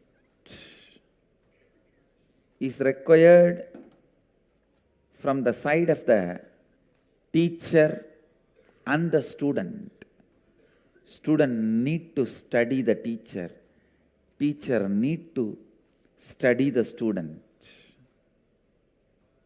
Understand? After thoroughly studying the student, teacher identifies the right subject in which the student will be successful. Few things are basic for everyone, like science of completion and enlightenment. Other than the science of enlightenment, all other things, master selects the subject in which the student will be successful. And then student is trained specifically in those fields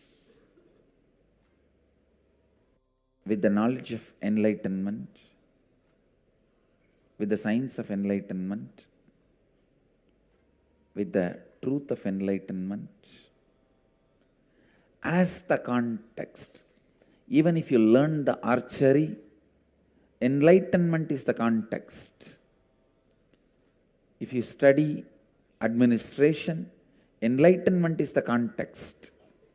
If you learn about business, enlightenment is the context. If you learn plumbing,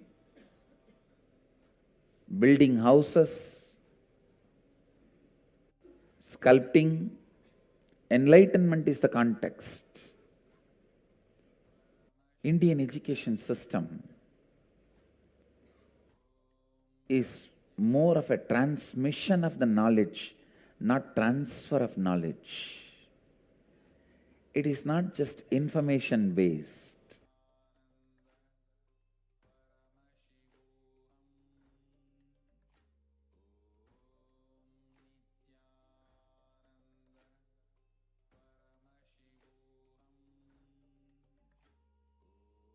Now it is time, as per the astrology, no theory can rule any human society which is imposed on that society more than 60 years. Now 60 years is over for the non-involvement narrative education system. I am telling you, future is Gurukul system. The future of education is where the teachers and students live together in one place. If needed, let the parents also stay there. But because basically kids do what you do, they won't do what you say. Understand? They do what you do. They won't do what you say. Whatever you do, simply they will do. They will never do what you say. Most of the time, they don't care for what you say.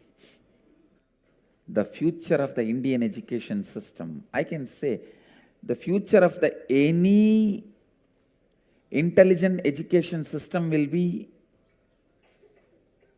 Gurukul system. I am not talking out of pride or arrogance. I am talking seeing the future.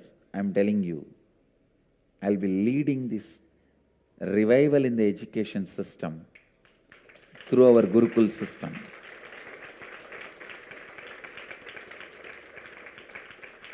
Through our Gurukul system.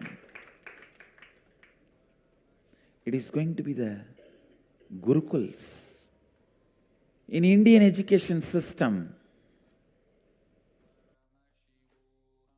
complete involvement is required from the side of the teacher and the student. Student need to study the teacher. Teacher need to study the student. Understand? After thoroughly studying the student, teacher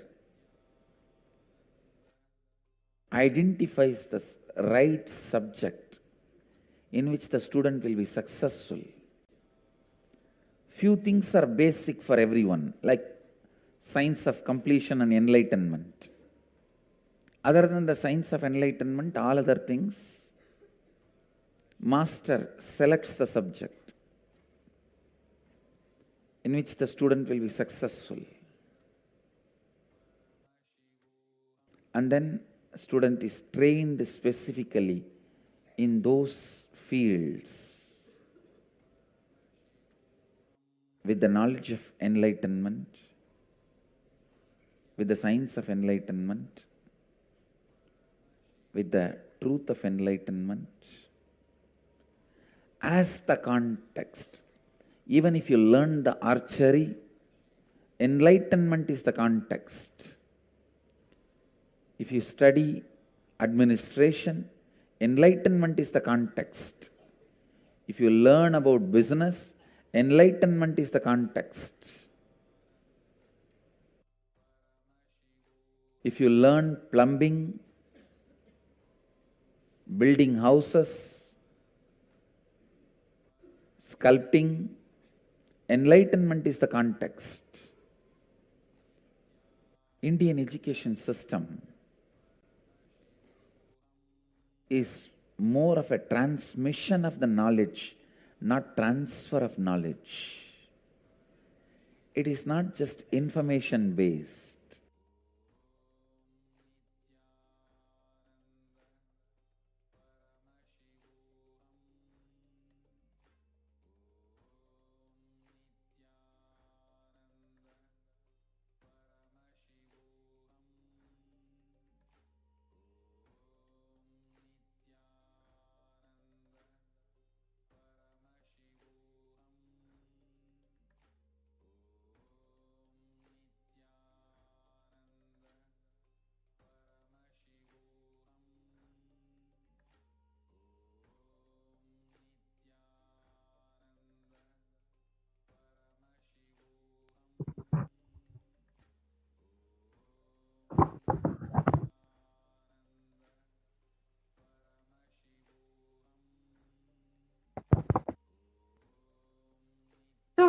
to just understand, today the education is known to be the key factor in enabling upwards socio and economic mobility and a strongest means from removing poverty. The right education is crucial to well-being, stability, and growth for not only every child, but for the humanity as a whole. The Gurukul system is known to be the knowledge transition system of Hinduism, and one of the pillars which kept Sanatana Hindu Dharma alive and standing as the world's most ancient living civilization. Through Kailasa's Department of Education, the Supreme Pontiff of Hinduism the Gurukul system is being revived in its entirety.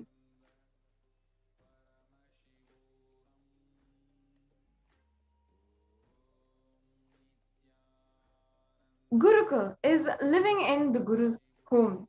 And the Gurukul system is rooted on the Guru Shishya Sampradaya, or the living lineage of Guru-disciple relationship.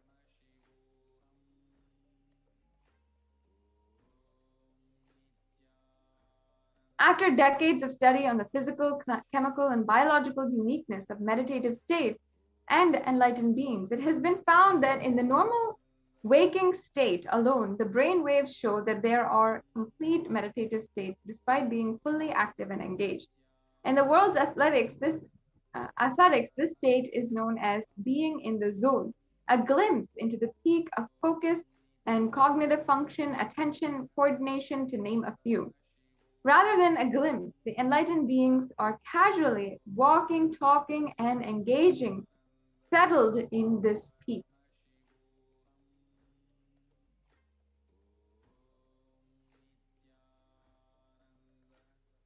And recent studies have also found that we imbibe the body language, behaviors, and patterns of those in our environment, not just on the behavioral level, but just to the depth of the neurological layer. This is also known as the mirror neuron effect. In this way, there is no better teacher than the enlightened Guru, who, as per modern science, exists as the superconscious, biological, reproducible anomaly.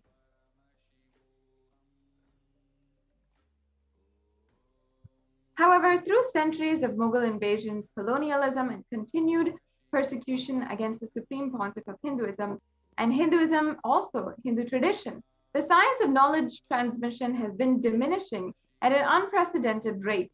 After careful study in the colonialism area, it was found that the Gurukul system was standing as a backbone of the stability of the Hindu civilization. And the Macaulay education system was imposed on India after this revelation. In totality, during this Hindu Holocaust, we saw 13,000 universities across Bharat and 200,000 Gurukuls were destroyed in Bengal and Bihar alone.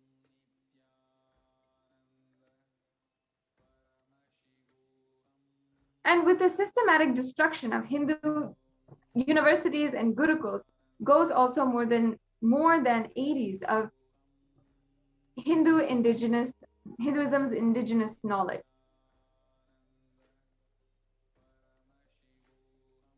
And this is a quotation, an absolutely terrifying quotation from Thomas Macaulay, made on the 12th of October in 1836. This is from the British records of their imposition and their rule over India. Here, Macaulay is saying, our English schools are flourishing wonderfully. The effect of education on the Hindus is prodigious, and no Hindu who has received an English education ever continues to be sincerely attached to his religion. And I understand the strategy here. They want to disassociate Hindus from Hinduism itself. And he says the Hindu religion is so extravagantly absurd that it is impossible to teach a boy astronomy, geography, natural history without completely destroying the hold which that religion has on his mind. It is my firm belief that if our plans of education are followed up, there will not be a single idolater among the respectable classes in Bengal 30 years hence. And this will be effected without any efforts to proselytize, without the smallest interference with religious liberty, merely by the natural operation of knowledge and re-edification. I heartily rejoice in this prospect. So once again, this is a extremely abusive quotation by Thomas Macaulay on the strategy to entirely destroy gurukuls. And we have seen the numbers of how many gurukuls universities were destroyed. And now let us understand, in contrast, how the Supreme Pontiff of Hinduism has been reviving Kailasa's Nithyananda Gurukul, the grand revival of Hinduism's Gurukul and universities. On the 2nd of October 2006 was the official inauguration of Nithyananda Gurukul in Adi Kailasha in Bidadi, India. And we're here seeing the Supreme Pontiff of Hinduism with the first batch of Gurukul students.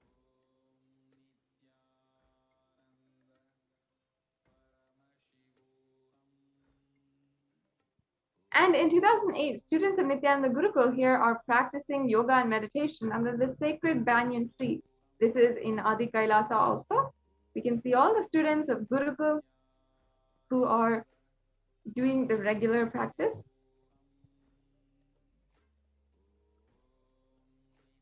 %50 of Gurukul Balasants, who are the child saints. Balasant means child saint in Sanskrit.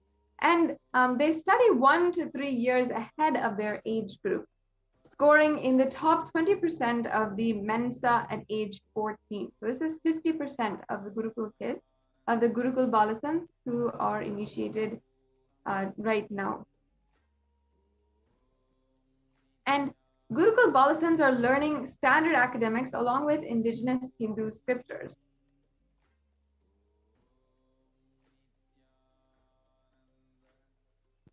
The next slide, yeah. Gurukul Balasants also are practicing here the Shivastamba Yoga under the guidance of trained Shivastamba Yoga Acharyas.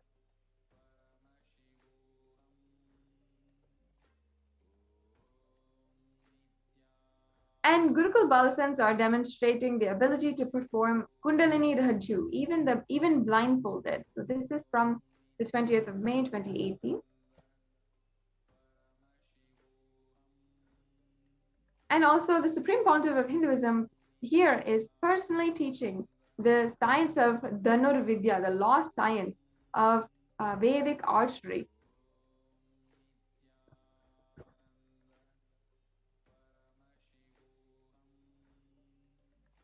%30 of Gurukul Balasants are demonstrating the capacity to spontaneously play instruments without formal training. And Gurukul Balasants live in the Agama Shastra based lifestyle as well. So as you can see here, doing puja every single day, yoga every single day, and following the ritualistic lifestyle is all a part of the Agama Shastra based lifestyle. Here we have Balasants of the Nithyananda Gurukul who demonstrate the ability to read blindfolded, which is a very astonishing feat.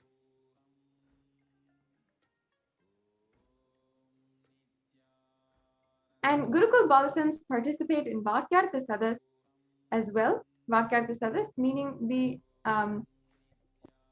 Hindu think tank on Hinduism, think tank. And also Balasants here are a part of the Nithyananda Raja Gurukul addressing Kailashian delegates in Tiruvannamalai, India. Balasants of Nithyananda Raja Gurukul, after successfully hosting the worldwide webinar on the highlights and science of the Nithyananda Gurukul. And here we have the impact of Gurukul presented in a graph. And then we see the effects of whole brain learning, stress-free living, and zero-teen violence or aggression, and quantum memory activation, recalling verbatim after a single hearing called Eka Santigrahi is in the Vedic age. So this is actually a very profound power, the power of Eka Santigraha, which the Supreme Pontiff of Hinduism himself demonstrated as early as 3 years old, as was shared by his biological mother. And We also have the revival of Kailasa's Nithyananda Hindu University, the world's largest Hindu university established around the globe with 450 plus campuses in 150 plus countries, available to the public from 2003 and onwards. Yes, and also Kailasa's Nithyananda Hindu University, reviving and presenting in the world's most ancient lost knowledge in a user-friendly way. Ancient truths taught in a way directly applicable for the modern man's personal, practical, and professional life.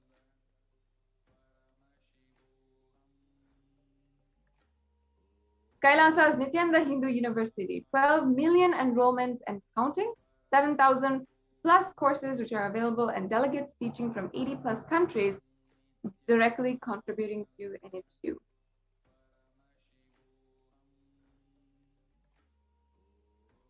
Yes. Long rituals are not useless or unnecessary as a modern brainwashed Hindu thinks. Long rituals are the most powerful method, science, kriya,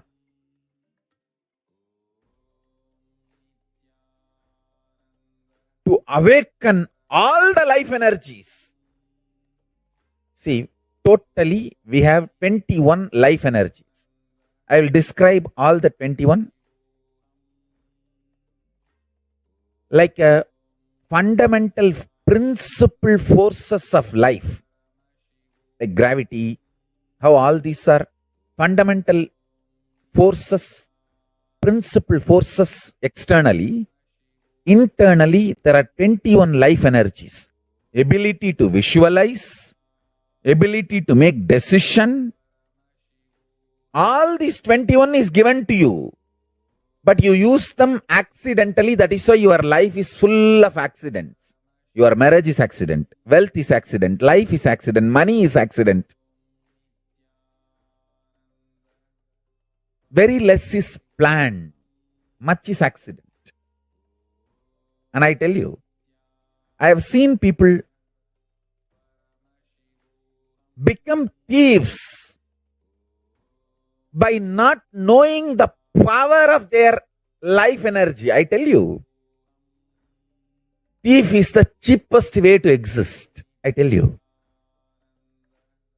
Because you do not know you own trillions. That is why you steal millions. If you know you own trillions, why will you steal? Listen, asteya, non-stealing, comes to a person who mastered his life energy. Each of my Gurukul kid is a $1 trillion economy. I tell you. Each of my Gurukul kid, the powers they can manifest. Understand, Gurukul is not a joke. It is a powerful science.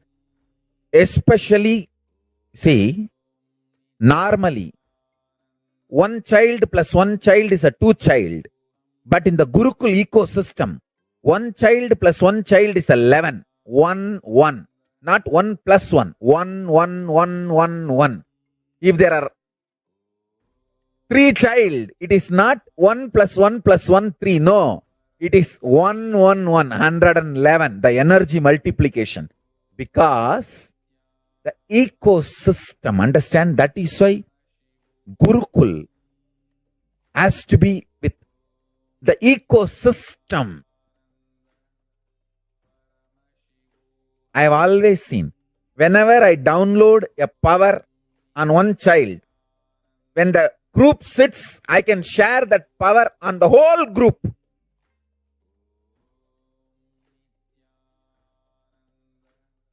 Because when team of kids or balasans or sannyasis or brahmacharis, when they sit as one team, it is very easy for me to just like a lightning pour the energy on them. Understand? The Sankhya of life energy is different. The multi-dimensional logic of life energy is different. People cannot understand this Sankhya. The multiple life energies, awakening them to its peak and manifesting them is all about life.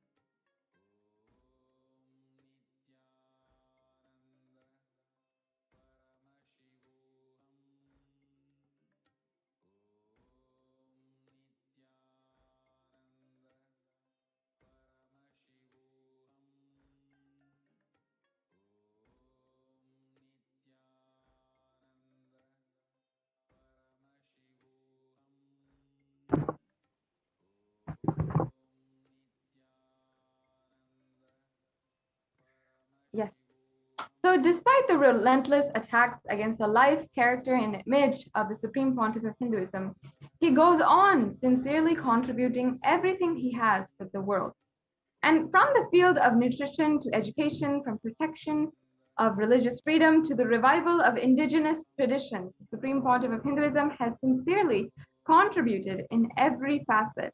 This has not gone unnoticed by the world's dignitaries, leaders, and multi-faith diaspora.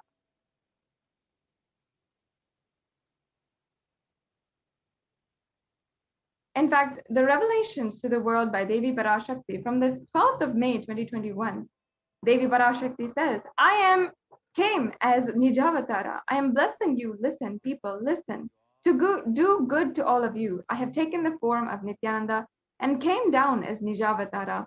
People of India, listen carefully. Time after time, Bharatam is Jnana Bhumi, where enlightened beings comes. We cannot make Jnana Bhumi as infertile. Enlightenment beings have to come. It's a very beautiful revelation given by Devi PARASHAKTI.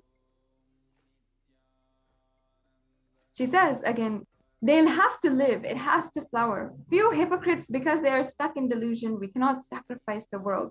Cosmos cannot be destroyed. The ship I did to save the cosmos from being destroyed, that is called Adi Kailasa. The ship I did to protect beings from Pralaya is Adi Kailasa. Because of the conspiracy of Drohis and enemies' rule, the captain had to leave the ship.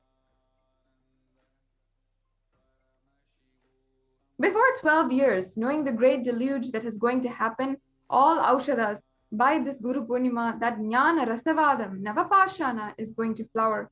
Allow people to come and take a dip in Navapashana flower. People, whoever comes and dips in that Vaidyasarovar, they will not have death. They will not have corona. Crores and crores of people will come in line, and every day they will come and dip in Anandalingam.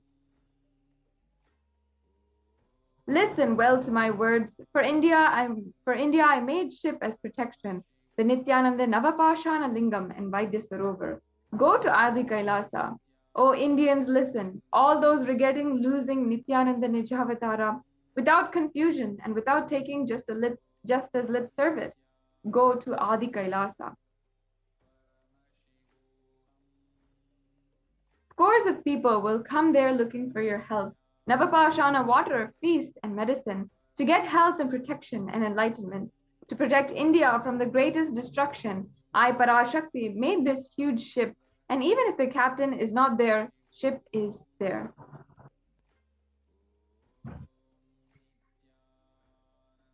Yes. When the first world countries closed their borders and schools during a massive global emergency, Kailasa has opened up its doors to all without exception.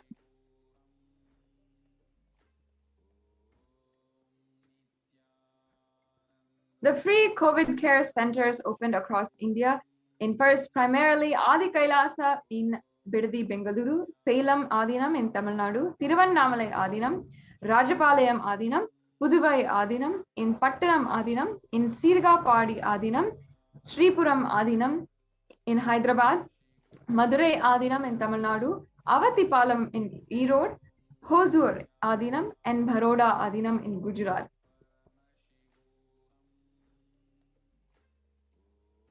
And Kailasa rushes to aid India as India finds itself on the verge of the COVID-19 third wave. And here we have multiple free COVID care centers opened across India, various social services offered during the pandemic in Kailasa's de facto spiritual embassies across India, and spiritual services offered during the pandemic in Kailasa's de facto spiritual embassies, and cosmic revelations on the global pandemic. So the free social services offered during the pandemic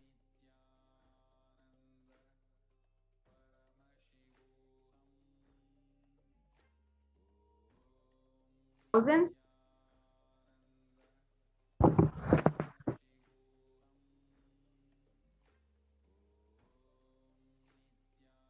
Seems like we have a technical difficulty.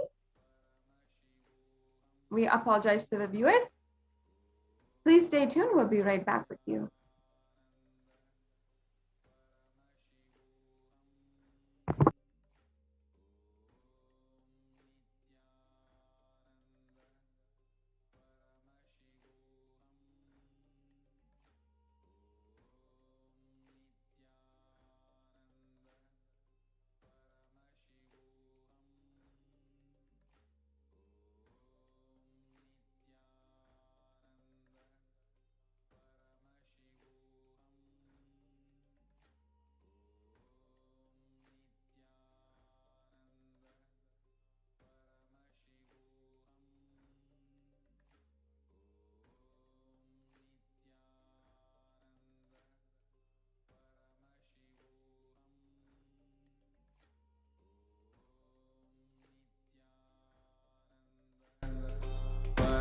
Shivoham. Om Nithyananda Paramashivoham. Om Nithyananda Paramashivoham. Om Nithyananda Paramashivoham. Nithyananda Paramashivoham. Om Nithyananda Paramashivoham. Om Nithyananda Paramashivoham.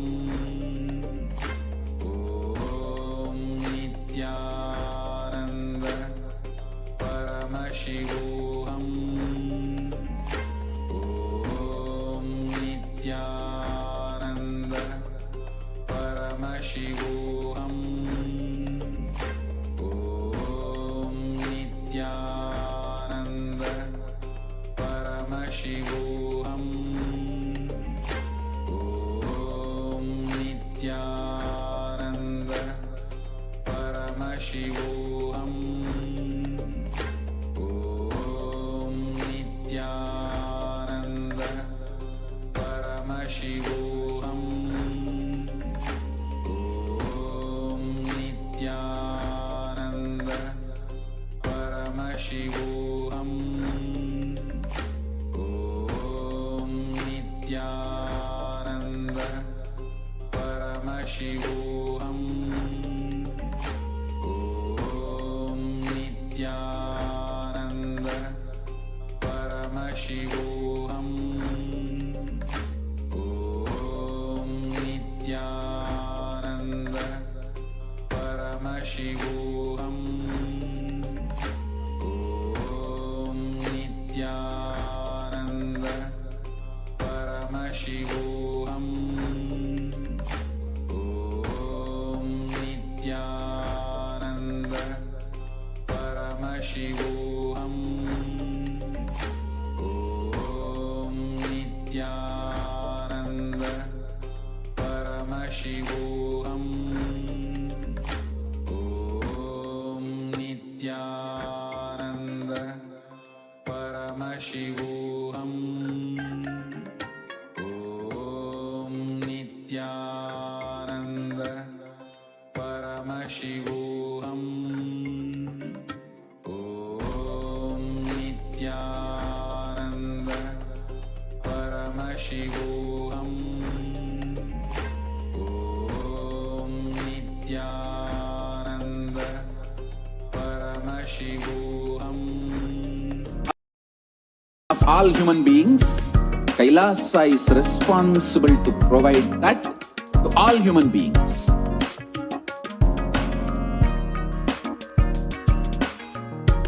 Kailasa is the totality of the knowledge I received from my gurus and practice manifested in my life, perfected by teaching millions of people from all cultures, time zones, backgrounds, genders, nationality, race, from every creed.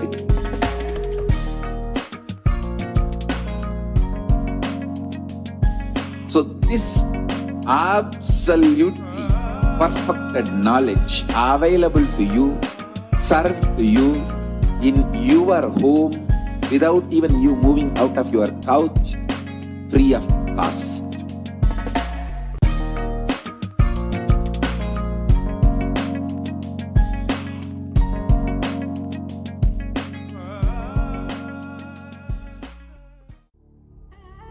What I mean by the word E-Kailasa, listen intensely. Enlightenment ecosystem, literally enlightenment itself in your own home, wherever you are. If you cannot come to Kailasa, it's okay. Kailasa can come to you. Kailasa coming to you is E-Kailasa.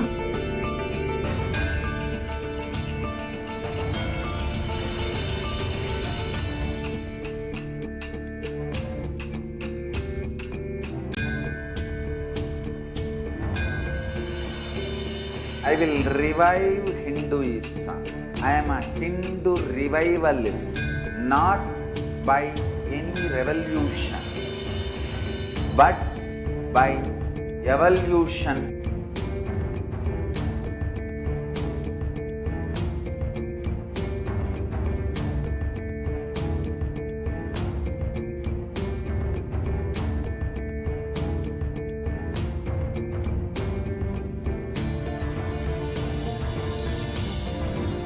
And setting model community.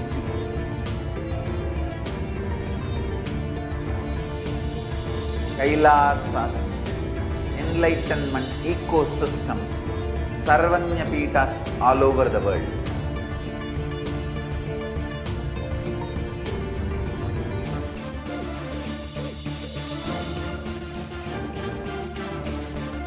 All powerful cognition, knowledge, only when you live power manifestation and possibilities manifestation happens. It's a fundamental truth.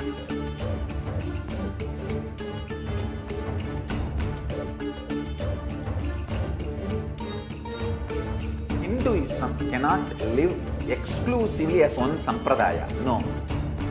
All sampradayas of Hinduism is an ecosystem.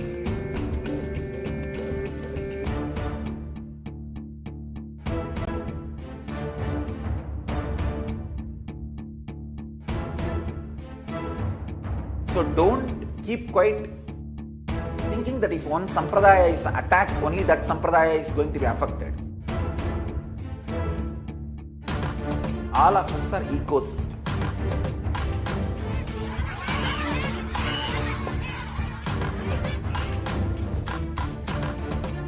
I invite all of you to get involved and enjoy Hinduism by the principle of Dharmo Rakshati Rakshitaha. When you protect Dharma, Dharma protects you. We will make the whole planet flourish spiritually. The spiritual prosperity will happen to the whole planet. We all have to coexist together.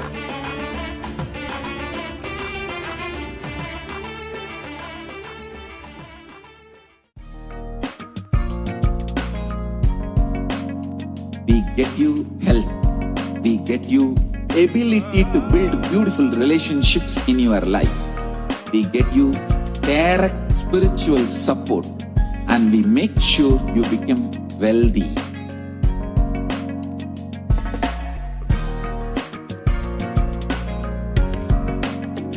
We won't stop giving you just good life. We will literally not stop till you live enlightened life. Manifesting the state of Paramashiva, space of Paramashiva, powers of Paramashiva, being of Paramashiva.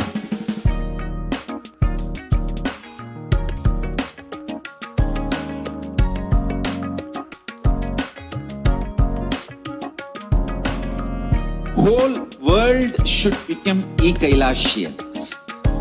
I want the whole world to know Hindus have something great to contribute to the world.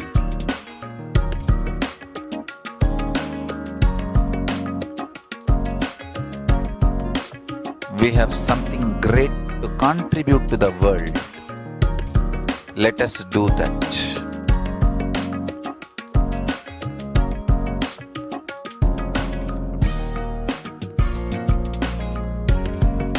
E-Kailasa is proper customized spiritual service helping you to identify your root patterns of suffering.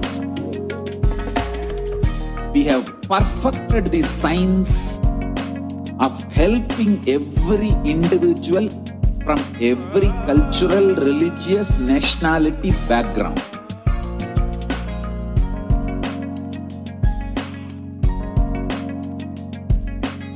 You will have lowest reactionary assumptions, highest awakened response, alive response for life continuously. Om Nithyananda Paramashivoham. Om Nithyananda Paramashivoham. Om Nithyananda Paramashivoham. Om Nithyananda Paramashivoham. Om Nithyananda Paramashivoham. Om Nithyananda Paramashivoham. Om Nithyananda Paramashivoham. Om Nithyananda